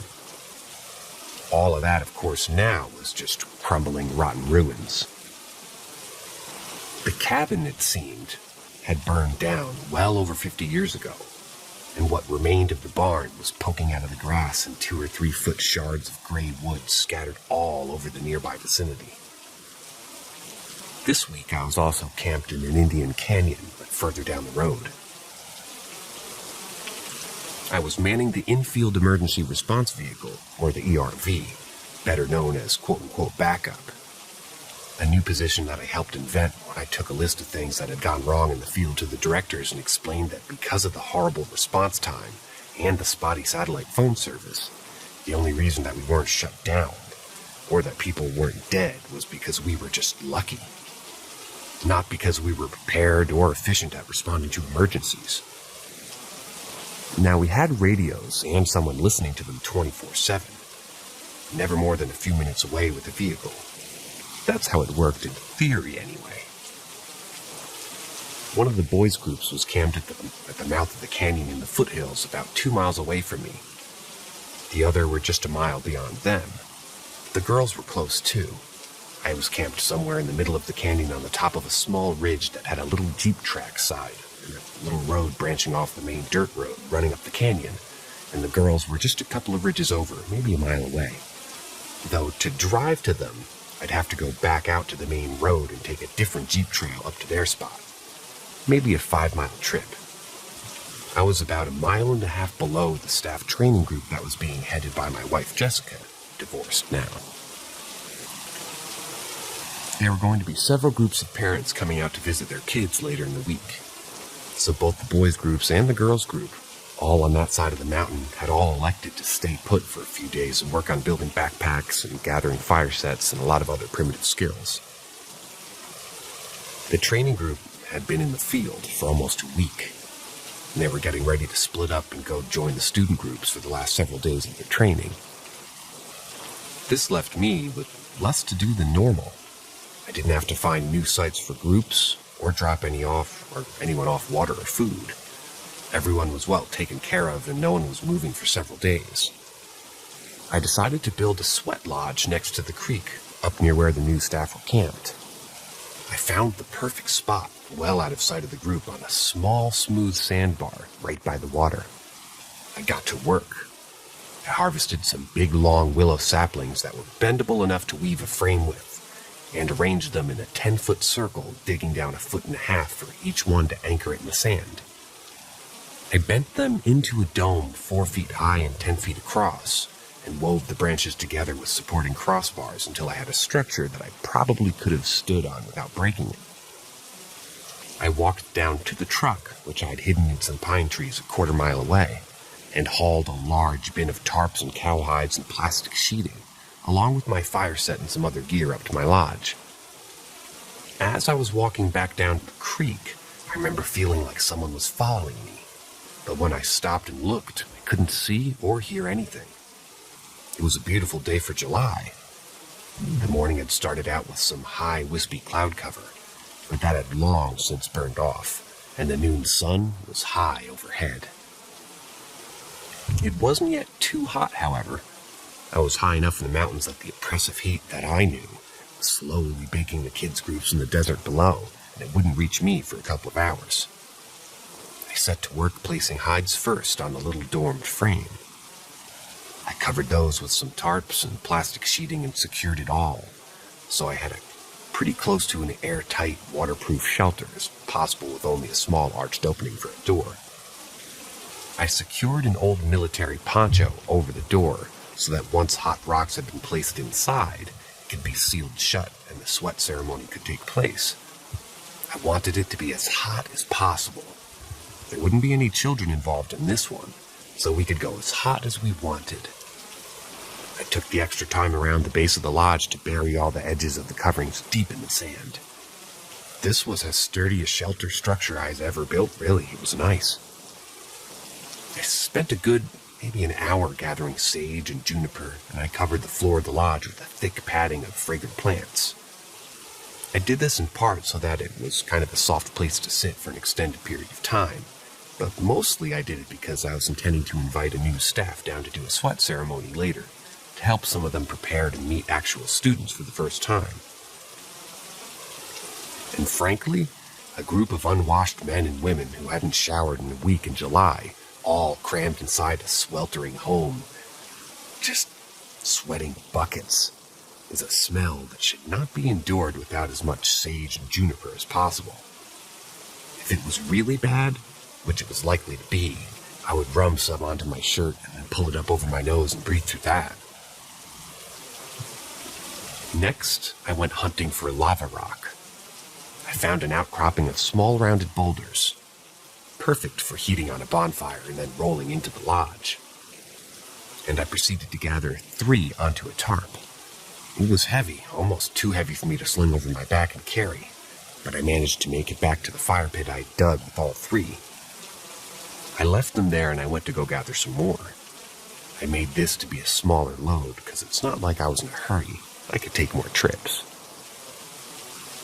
When I got back to the fire pit, one of my rocks was gone. I stared at the small depression in the sand where I'd placed it minutes before, and then looked around for signs that someone, possibly one of the staff from the group, had come and taken it. No tracks. I looked around again and spotted it off at the edge of the creek 20 feet away. I had that feeling again like I was being watched, but I couldn't see anyone in the trees. I walked over and retrieved my stone, the heaviest one I'd carried, and I put it back with the others. Maybe it had rolled there, though the flat, soft, dry sand, I don't think it could go through that. I gathered a bunch more rocks, and none of them went missing, and then I built a fire. As I worked, that weird feeling of being watched come back, except this time it felt more ominous, like it was mad at me for being there. I stood up, determined to walk out of the woods and find whoever it was. The radio, which I kept on me, strapped to my belt, had been silent all day, but it suddenly crackled to life. Brian and the boys' group doing evening checks, a little early, so that they could do their day hike without having to stop and contact me. After we talked, I felt more normal again. I cooked some rice and beans for dinner, and as they cooled off, I piled my stones, probably 30 of them into a cairn in the center of the fire, and then just piled all the dry wood and brush that I could gather. I took my knife out of my sheath because that feeling was back. Still worse this time. As soon as my fire became almost irresponsibly big, I saw someone moving fast through the trees straight toward me. I tensed, then relaxed. Will, a seasoned staff working the training group with Jessica and Katie, came running down the creek. He stopped when he saw me in my sweat lodge and my 10-foot-tall flames and broke into a huge grin. "I thought it was a wildfire," he said. "Some of the new girls are panicking." "Nope, just an epic sweat lodge," I said. "I was planning on inviting all you down. But when you called in, I considered this to be your check-in. If you guys want to, you're all invited to come sweat. It'll be ready in about half an hour." "Perfect," he said. "They're all just finishing up dinner. I'll go get Katie and Jess, and we'll be down." He turned to walk away. "Hey, Will?" He turned back around. "Did you guys lose track of any of the new guys today? Or did one of the three of you come down this way?" He thought for a moment and said, "No, I don't think so. Why?" "It's nothing," I said. "I just thought somebody might have come down looking for me when I was out gathering some rocks. Some of my stuff was in different places than I remember leaving it all." He looked at me with an odd expression. "Weird," he said finally. "I'll ask everyone, but we've kept pretty busy today, so I don't know when someone would have had the time to come down this far." "It's okay," I said. "Don't stress it. I was just wondering. See you in a few minutes." The other two kids' groups radioed me shortly after Will walked off. It was more like an hour before the staff group finally trudged into my little sandy clearing. Some of them looked excited, some of them looked confused at my dome of plastic and sand, and at my pile of glowing red boulders on the still blazing fire, and at the stack of blue 5-gallon water jugs that I hauled down from the truck for the experience. "We thought we were going to die in a forest fire," one of the new girls, Carol Sue, said, accusingly. She looked extra smelly. I pulled some essential oils out of my possibles bag. A possibles bag is just a type of leather purse that we make on the trail that we call possibles bags, to disguise the fact that we're in fact grown men who carry around purses. "Put some of this on your wrists and neck. It'll help you keep a good frame of mind in the sweat." "How many of you have done this before?" A handful of them raised their hands. "Inside of the circle of the lodge is a sacred place. We will do 4 sessions, going longer and longer each time. We will dedicate each session to a different part of our lives, our histories, our families, our struggles, and our choices. Try to only speak from the heart about these things. It'll be a very hot place once we begin pouring water on the rocks, and the heat will make it very difficult to speak anyway, so only speak if it's important." Katie and Will were already rolling the superheated rocks into the lodge using some long willow poles that I'd made. I gave Jess a side hug. The trainees didn't know that we were married, and we found it best not to let the kids know or people in the new wilderness know, because it could become a distraction from the experience if they got caught up in our personal lives. So, side hug was all. As far as they knew, we were just co-workers. I took out a dried sage smudge and lit it on the fire and did the ritual smoke cleansing for each of them as they entered the hallowed ground. I made the last-minute decision not to go into the sweat lodge. That last boys group had a student that was a little bit of trouble, and I was worried that I'd end up having to take an emergency radio call about a runner in the middle of someone's heartfelt speaking about their issues with their family or their past. And also, the smell. Also, something just felt off. This was a perfect spot and a perfect time for a sweat lodge ceremony. but it felt not wrong exactly, but off somehow. Instead, I whispered my choice, and that maybe I'd join the next session if Katie, or to Katie, as if she was the last to enter. And I sealed the door behind them, burying the edges of the poncho in the sand, like the rest of the construction. I stood by the fire for a minute or two, and felt hot. So I walked into the water down the narrow stream about 100 yards and just looked at the stars that were slowly becoming more and more visible in the darkening twilight. I stood there for at least 10 minutes enjoying the changing sky. I heard a twig snap somewhere to my left, and the crickets went silent. There was definitely somebody way up in those trees. I stared hard. I couldn't see first anybody, but there was a small dark shadow under a pine 30 or 40 feet away. Too dark for this early in the evening. Was that a girl in the shadow? It looked like a small Native American girl, with 2 long braids and some kind of headband. I called out to her, but she didn't move. She seemed to be glaring at me, and the longer I stood there, the worse I felt, like the warmth from the air around me was being sucked away. So I took a deep breath and did what I always do in the woods when something unknown scares me. I ran at it. Whoever was there took off fast, and I chased them. I lost them quickly enough. I'm not a runner, but I was sure that they had been headed in the direction away from the little creekside sweat lodge. I must have gone about an eighth of a mile, almost to the road where I heard all the staff at the sweat lodge scream behind me. My blood ran cold, and I turned on my heel and sprinted back up the canyon. I almost missed the sweat lodge clearing when I came to it because nothing I saw was making any sense. The fire was out, not even a glow. The sweat lodge was gone. The tarps had been pulled and ripped off. And they and the hides were flung out in a wide circle on the ground, in the bushes, and in the water. The frame was uprooted and folded over on its side to one side of the sandbar, and all the new and experienced staff were sitting stunned in a circle on a patting of sage and juniper around a pile of cold rocks. "What happened?" I yelled as I ran up. After a moment, Katie answered. "We were just sitting here, starting to pour water on the rocks to heat things up, and we started talking a bit about, what it means to know your personal history. The walls of the sweat lodge started shaking, and we thought that you were outside trying to get in. It stopped for a minute and just called your name, but you didn't answer. We had just poured some more water on the rocks when the whole lodge went cold, like really cold, and it sounded like a massive windstorm blew in and ripped the whole thing off of us, frame and all, and threw it into the trees. I didn't know what to do, so I grabbed my bag and got out every flashlight that I had. We started them checking each other for injuries. I lied to them through my teeth and told them that it was a microburst windstorm, and that they happened sometimes in Utah, and that they were the lucky ones, and lucky that no one got hurt, and so on and so forth.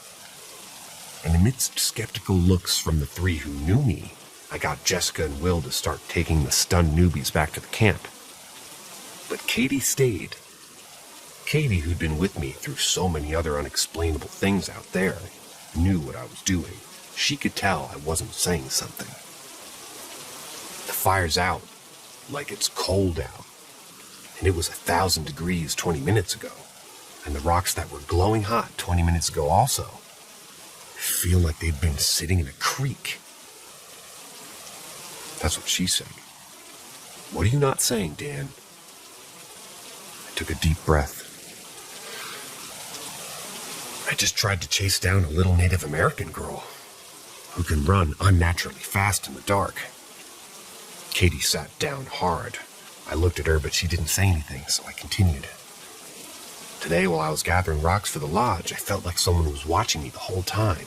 And I swear I'm not making this up, but I set down that really big rock, the first one that you rolled into the circle, and I walked away for a few minutes, and when I returned, it was over by the creek, like someone came and moved it. But there were no tracks. I couldn't have rolled it there. Then after you all went into the sweat lodge, I walked down to the creek and I heard something in the trees. It took me a minute to spot her, but she was hiding in the shadow under a tree. I think I had chased her for about 30 seconds when you all screamed and I ran back up here. What Katie said next made me sit down too. Did she have 2 braids and a headband? I nodded slowly. Early this morning, like 3 in the morning early, Jessica woke everybody up and said that it was going to rain and that we needed to build a shelter. There were no clouds last night, I said.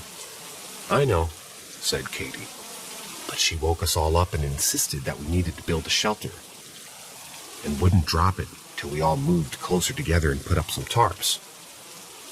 I like to see the stars when I wake up, so I moved in close just in case, but I didn't get under the tarp. Neither did Will or Josh. He's one of the new guys. Well, this morning, just before it got light out, I had a really disturbing dream where I felt like I was awake in my sleeping bag, and I was staring up into the trees above me.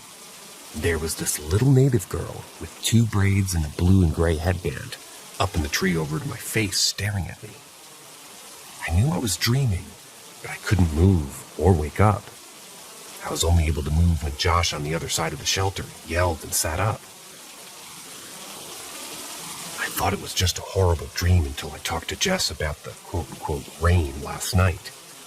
She admitted to me that she hadn't been really worried about the rain, but that she had been dead asleep when she felt someone reach into her sleeping bag and shove her head to the side. She panicked and laid there and pretended like she was still sleeping, but they knelt over to face her for a few minutes. She said that she was terrified to open her eyes. When she felt them leave, she waited for a few minutes and then woke everyone up. I was wondering why she slept in the middle of nowhere, or rather, in the middle of everybody, opposite of nowhere. Now it makes sense. I was quiet. Katie spoke again. Before breakfast, I asked Josh why he yelled up and sat up. I was grateful that he did, but curious as to why. He told me that he had a horrible nightmare about a little Native American girl. And when he thought that he woke up, he saw her running at him. He yelled and she jumped over his head and took off. That's when he really woke up and sat up. He was surprised that I heard him yell. He thought he was still asleep at that point, and he dreamed the yelling part. I didn't tell Jess or Josh what happened to me, and I didn't tell them about each other. But at breakfast, Will told all of us about his horrible dream about a little girl dying in that cabin when it was burned down. We all freaked out. It's all we've been talking about today. Half the group didn't believe us, and Carol Sue, the loud, annoying one, had told everyone that we're trying to haze the new guys. Even Josh, who's the new guy, is in on it too, apparently. And then the sweat lodge thing happened.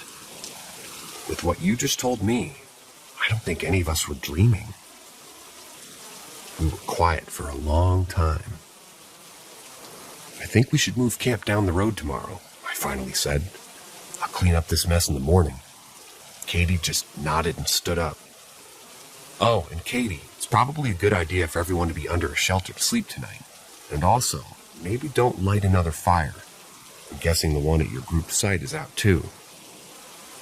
She sighed tiredly and walked off into the dark. I just sat there for a while, but then slowly made my way back to the truck. I didn't feel like anyone was watching me anymore, but that didn't stop me from sleeping in the cab with the doors locked for the rest of the week.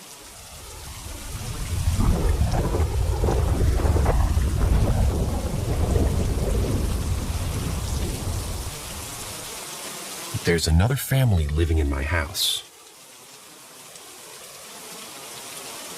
There was a house in my area that burned down several years ago when I was still a child and living in my old house. There's no reported deaths, but I beg to differ. When I was around 12 years old, and whilst the house was still relatively fresh from the fire, me and a friend decided to go inside and explore it for whatever reason. There was an unblocked window which we climbed through, and although my memory is a bit hazy, I do remember the staircase being black and ashen, the walls and ceiling ripped apart. I also remember walking into a room, which looked like a child's room. There was a framed picture of 2 girls, some family photos and whatnot, and me and my friend left soon after. The house got remodeled and, frankly, I forgot about it. Cue a few years later. Me and my family moved from our old small house into a new 2-story house in our area that we still live in this day. And you guessed it, it's the same house that burned down. Now, things were fine for a few years. I didn't experience anything weird. That, however, changed around 2 years ago when I began seeing and hearing things, mainly in my room and occasionally around the house as well. It started off with voices, especially when I was trying to go to sleep. I have no history of any mental health issues, so this was a new occurrence for me. I'd be lying on my side, trying to go to sleep, and I would hear a woman's voice singing into my ear. She would sing and whisper unintelligible things, sometimes speak to me, but I could never make out anything she was really saying. It was the most surreal thing ever, because it would be as though she was right next to me or above me, but every time I turn around to see who's there, nobody would be. This then escalated to hearing voices of 2 girls. It would be in my ear as before, and rather around the entire room. They would sing kids' songs and rhymes. I then began hearing constant knocking on my door, and the floor creaking in my room as though someone was walking around. I even called out a few times to see if anyone was there. I'd ask my sister if she was at the door, and she's always saying no. This went on for a while before I actually began to see her. Not the kids, but the woman. I'd see her all the time, and they'd always be for split-second glances. She would disappear. She would be in the creepiest places and positions, too. A lot of the time I'd see her in the corners of my ceiling in my room at night right above my bed, on all fours and clutching into the ceiling. I saw her like this as I walked past my sister's room as well. I'd see her walking down the stairs, head down, hand on the rail. Sometimes she would stand in my room and just look at me. Again, I would only ever see her for a second at most, but it's so vivid in my memory. Weird thing is, she's never scared me. Sure, the knocking and voices freaked me out at first, but when I began actually seeing her, there was no fear at all. It was quite calming, actually. I'd try to talk to her sometimes. She'd obviously never respond. Nowadays, I haven't seen her much. The kids' chants have gone, but I still occasionally hear her whispering or humming into my ear right when I'm about to sleep. I move rooms as well, so maybe that's why. Sometimes I do end up sleeping in my old room, and those are the nights where I hear her the most. My cat, however, still stares at the door and the ceiling, and at an empty spot in my room. Sometimes she hisses. Sometimes she just meows. I've told my mom my experience and my sister. Both haven't seen or heard her specifically, but they both believe me and think that something's wrong with the house.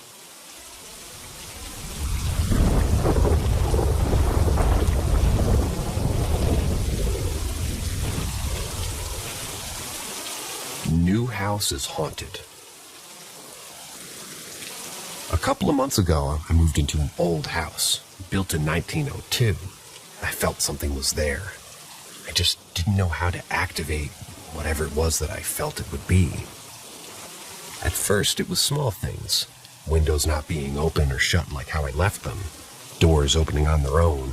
Footsteps down the hallway when it was just my cats and I at home. Like I said, small stuff. But things have grown more active in the past week. I've been poked and had someone say my name as if trying to get my attention. I went into my room right after I got real cold real fast. This was the first contact that he attempted to make. The days following this, I felt kind of an uneasy feeling, as if I was unwelcome, and I was being glared at. This feeling wasn't constant, but I could feel where it was coming from, which let me know where he was. Footsteps became louder, banging could be heard throughout the day in various rooms. Although never my room, my cats seem to love my room and often claw the door until I let them in. Once they get into my room, they refuse to leave, hissing at the hallway as I get them out of my room. I believe there was just one spirit in my home, but last night left no doubt that there are two at least. I was laying down for bed, watching TV at a very low volume, and all of a sudden, clear as day, right in my ear, "Hey." I froze from the shock of a female voice loudly whispering in my ear. I keep watching my show, ignoring it, and then again, "Hey." More drawn out than the first time. I keep my eyes forward, but I see someone standing at the foot of my bed out of the corner of my eye. She disappeared after a few minutes. She didn't feel malicious, but her energy definitely felt authoritative. A minute later, my cats started zooming as they do, but I heard human footsteps following theirs, and I was the only one awake.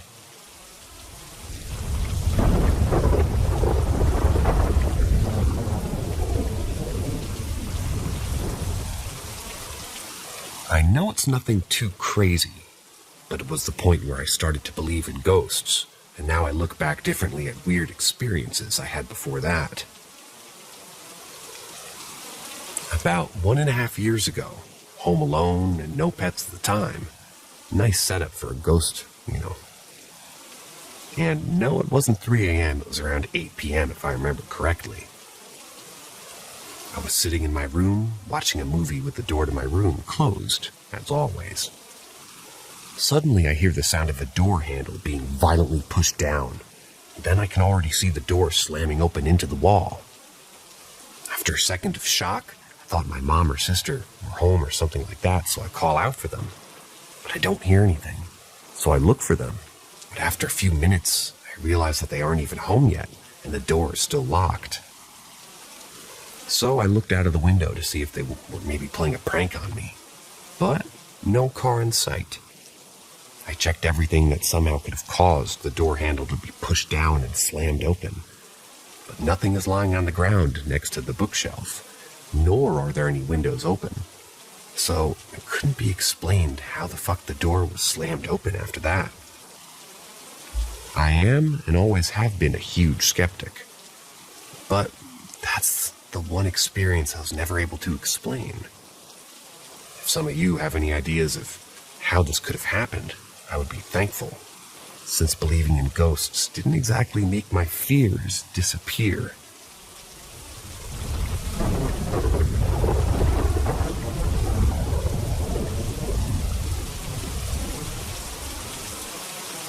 Depression and the paranormal.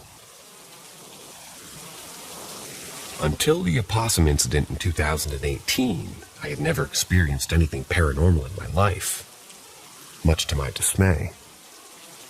I wanted entities to present themselves to me. I called for them to. I was a weird kid. As I recall, I only ever asked, though. I never taunted or tried to offend them. I have some memories before the age of 6, but 6 is really the age that I remember becoming aware. Self-aware. Aware of the fact that other people process things differently, rather. Basically, I had my first existential crisis. I was overweight even at 6, and relentlessly bullied.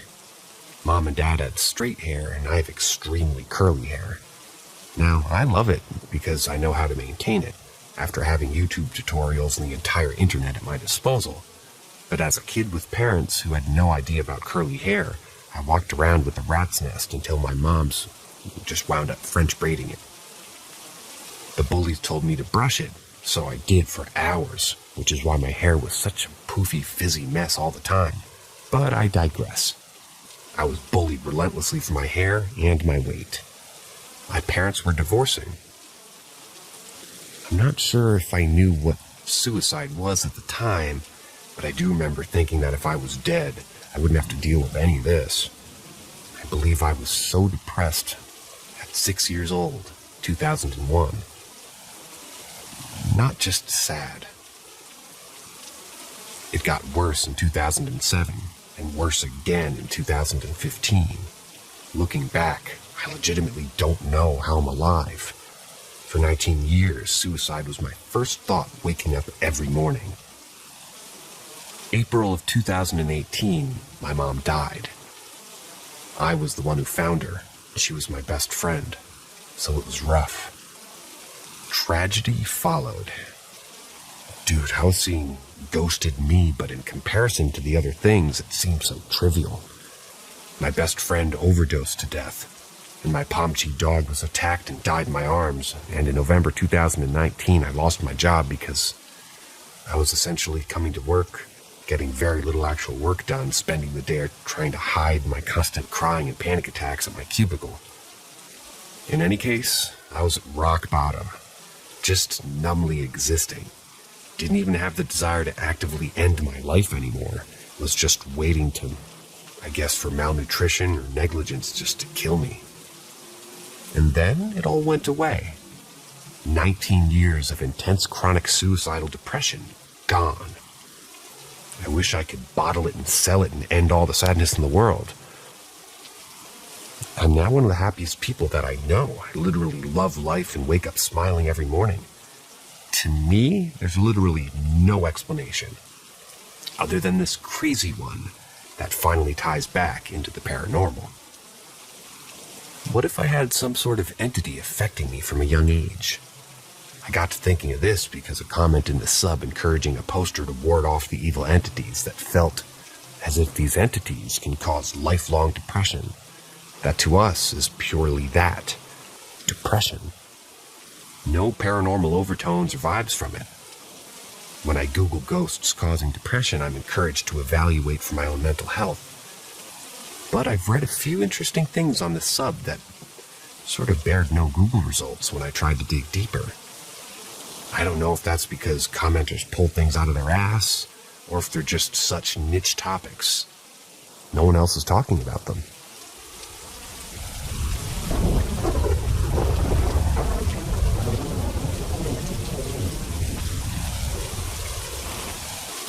My mom, the opossum. My mom was my best friend, and I, her caretaker, as she became wheelchair-bound from a rare neurological condition when I was 14, which was 2008. I was probably about 17 when this happened, so summer of 2012. I was up late with her talking and watching TV.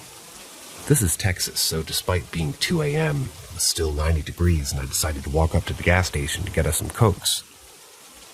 I always enjoyed quiet, hot, late-night walks to the gas station.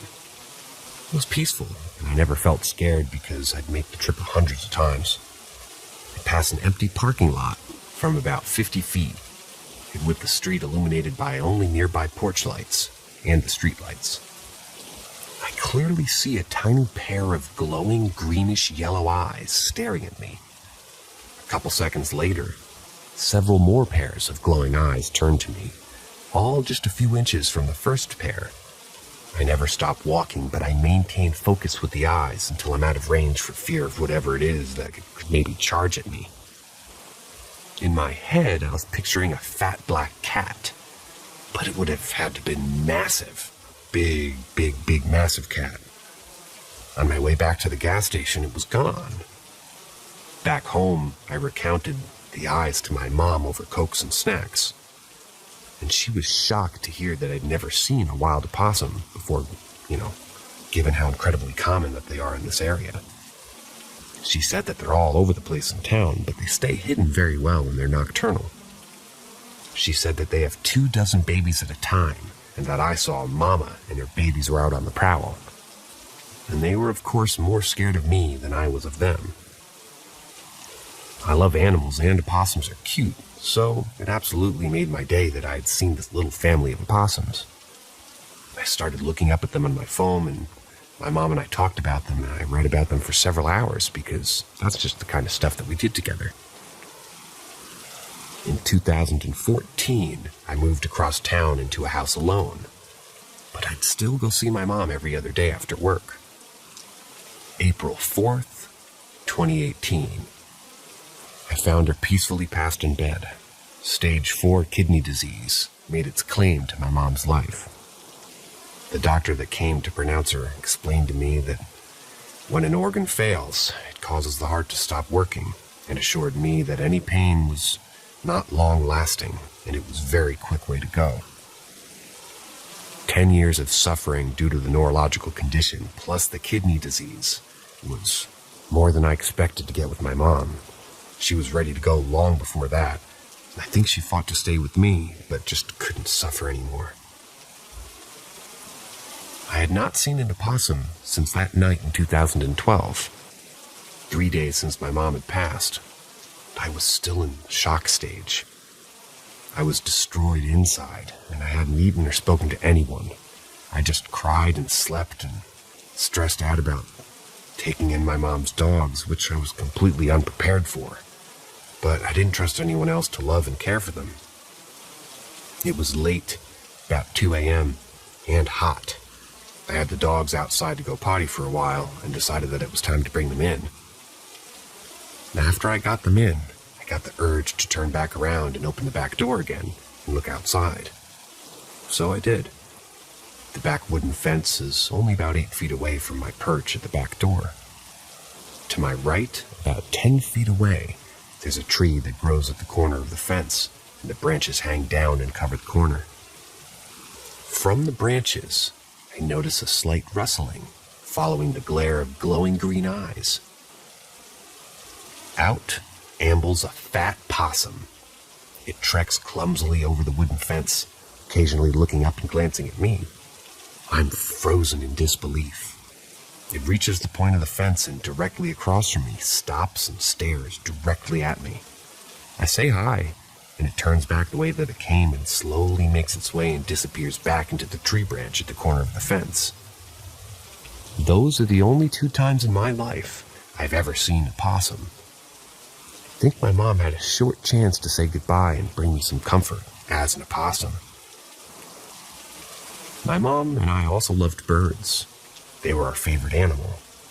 We were going to move down south and be bird watchers when I retired.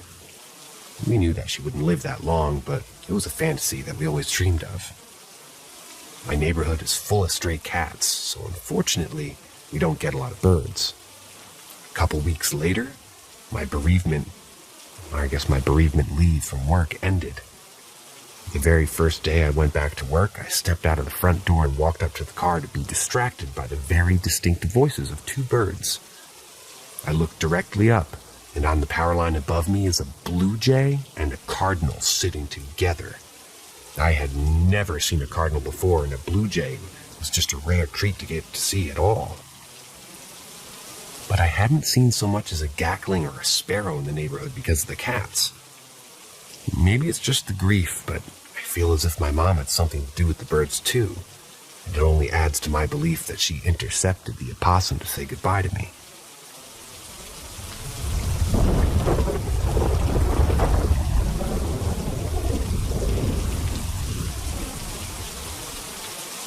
Deceased family member giving me a heads up.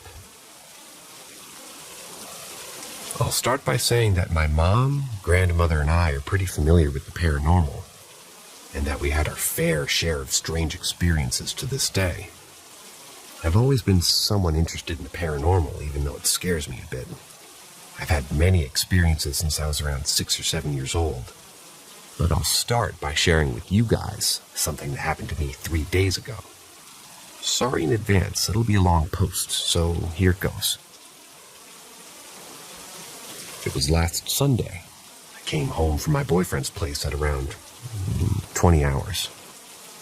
I went to my room to sit back and relax, and I decided to light a candle for a little bit of ambience. All of a sudden, the candle flame became very tall and agitated, so much so that I checked if I had left my window open. It wasn't. My door was closed as well, so no possibility of a draft affecting the candle. By saying that the flame was tall, I mean a good 15 to 20 centimeters long, very unusual for a rather small candle whose mesh had been trimmed before. The flame flickered and stayed that long for minutes, never returning to its usual length and strength. I then decided to ask questions to see if the candle flame would react, since it had been said to me that when a candle flame does this for a long time, a spirit or presence is near. I started to ask if anyone was there. The flame flickered a lot. I waited to see if it was a coincidence, but it didn't seem like it. I then had an idea. I have 3 pendulums that I use for divination, so I took one of the 3, went back to the candle, and asked again if anybody was there. The pendulum started moving clockwise, which means yes. I waited for the pendulum to become steady again and proceeded to ask if it was somebody that I knew. There again, the pendulum started moving clockwise, so yes again. I waited for it to stop moving, and I asked if it was someone of my family, and the answer I got was yes. I then asked if it was there to watch over my family, and it said yes. Finally, I asked if it wanted to continue communicating me, and the pendulum started moving counterclockwise, meaning no. I then thanked it and I said goodbye. As soon as I said goodbye, the candle flame returned to normal, so burning steadily with a length of 2 to 3 centimeters. For a good part of the night, I heard the floorboards just outside my room creaking as if somebody was there. Both my parents and my brother were already asleep, and my dog was in my parents' room. The next day, when I told my parents what happened, my dad was surprised and told me that her dog was pretty agitated for that part of the night, which wasn't unusual for her. He said she seemed a bit scared of something.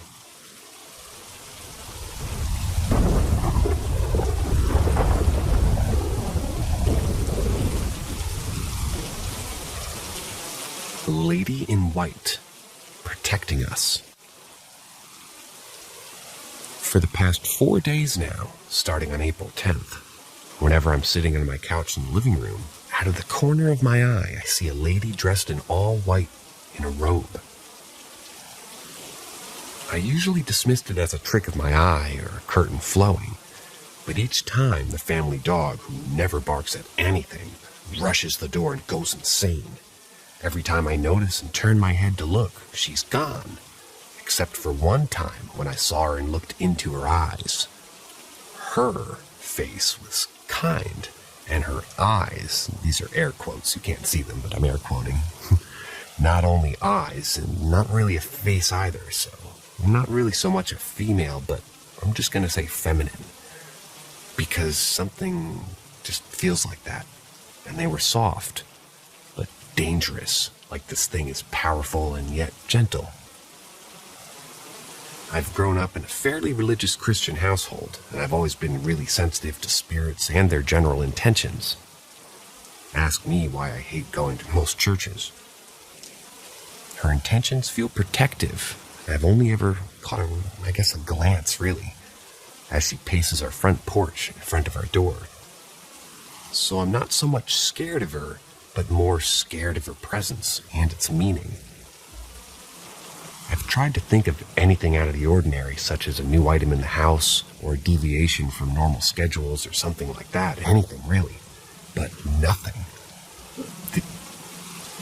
The only thing I can possibly think of is Friday, April 9th, into Saturday, April 10th. And there was a severe storm that blew down a really, really old tree in our neighborhood, across the street from us, in the front yard.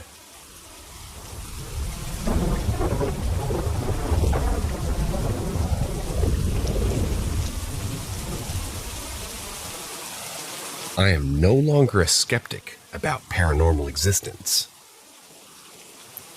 Before this, I was skeptical about paranormal stuff, and I didn't give it much credit. But I kept an open mind. I have no dealings with witchcraft or rituals or anything to do with a Ouija board. My girlfriend has been supportive and has experienced many of the same things that I have, and some of her own. March of 2020, I bought my first home and everything was fine until a few months in. At first, I was confined, or rather it was confined to electronics powering off, so I wasn't really clued into something paranormal at first. I'll spare you my list, but there were things moving around the house, doors found open, scratching heard in the walls, glass bottles on the fridge jingling, and the area fan in my bedroom was found turned on multiple times. The 3 instances that really made me feel uneasy are the ones that I can't pin on my pets. Midwinter, I was at my gaming desk, and all of a sudden, I got an intense campfire smoke smell. I immediately ran down to the furnace room hoping that nothing was on fire, but could not smell smoke anywhere else in the house, and it was gone when I returned to my room. I live in town, and the 2 adjacent neighbors don't have a wood-burning furnace. Just last week, I went to the kitchen to grab a soda, and at the bottom of the stairs, I smelt an intense lavender perfume. I asked my girlfriend if she had been ambitious with her mojo before leaving, and she had not applied any perfume that night. The smell lingered in a singular spot for a bit, and I haven't smelled that perfume or the campfire smoke since. The last is what happened last night. I work night shift, and I come home to let the dogs out on my lunch break. After letting the dogs out, I'm eating in my office chair, and I hear a muffled thud from downstairs. I immediately checked where the cats are, and they're right beside me begging for handouts. I dismiss it and I finish my lunch. When I walked back into the kitchen, I found the little carpeted man that sits in front of the oven square in the middle of the kitchen. This I cannot explain away, or pin on the pets, as they weren't in the kitchen at all, and the rug was not there when I walked in and made lunch.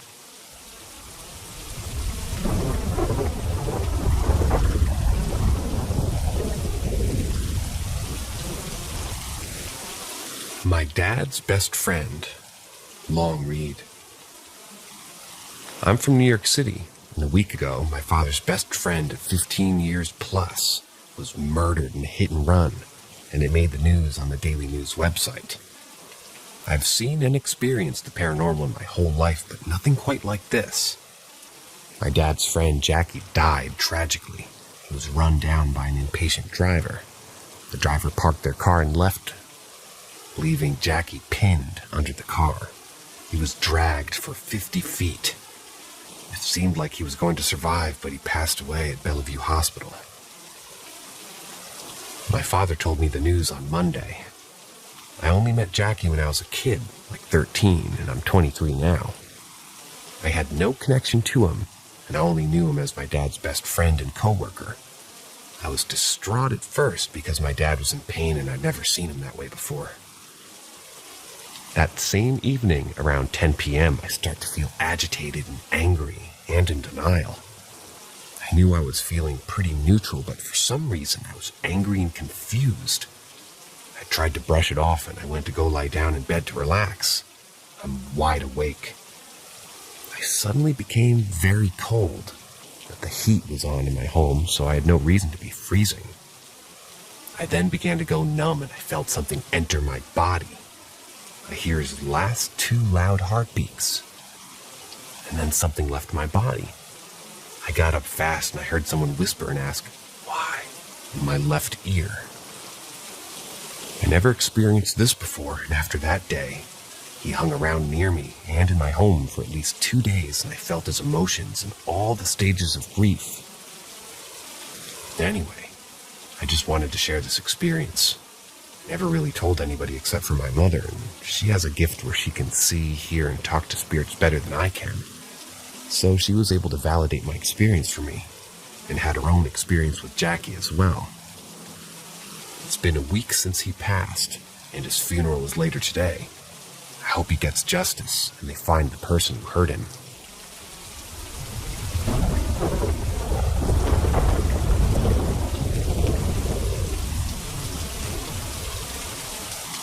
My grandma cursed my family. Another long read. When I was 11, our old home was haunted. We would see shadows, or things would move and go missing. We would get touched aggressively, and we would hear people have conversations at night. We lived in an isolated industrial area, and we barely had neighbors. At 12 years old, my parents had taken me to a medium, and she confirmed our experiences and even let us know that something dark was attached to us. At the time, I was angry for no reason, and I hated everything and everyone.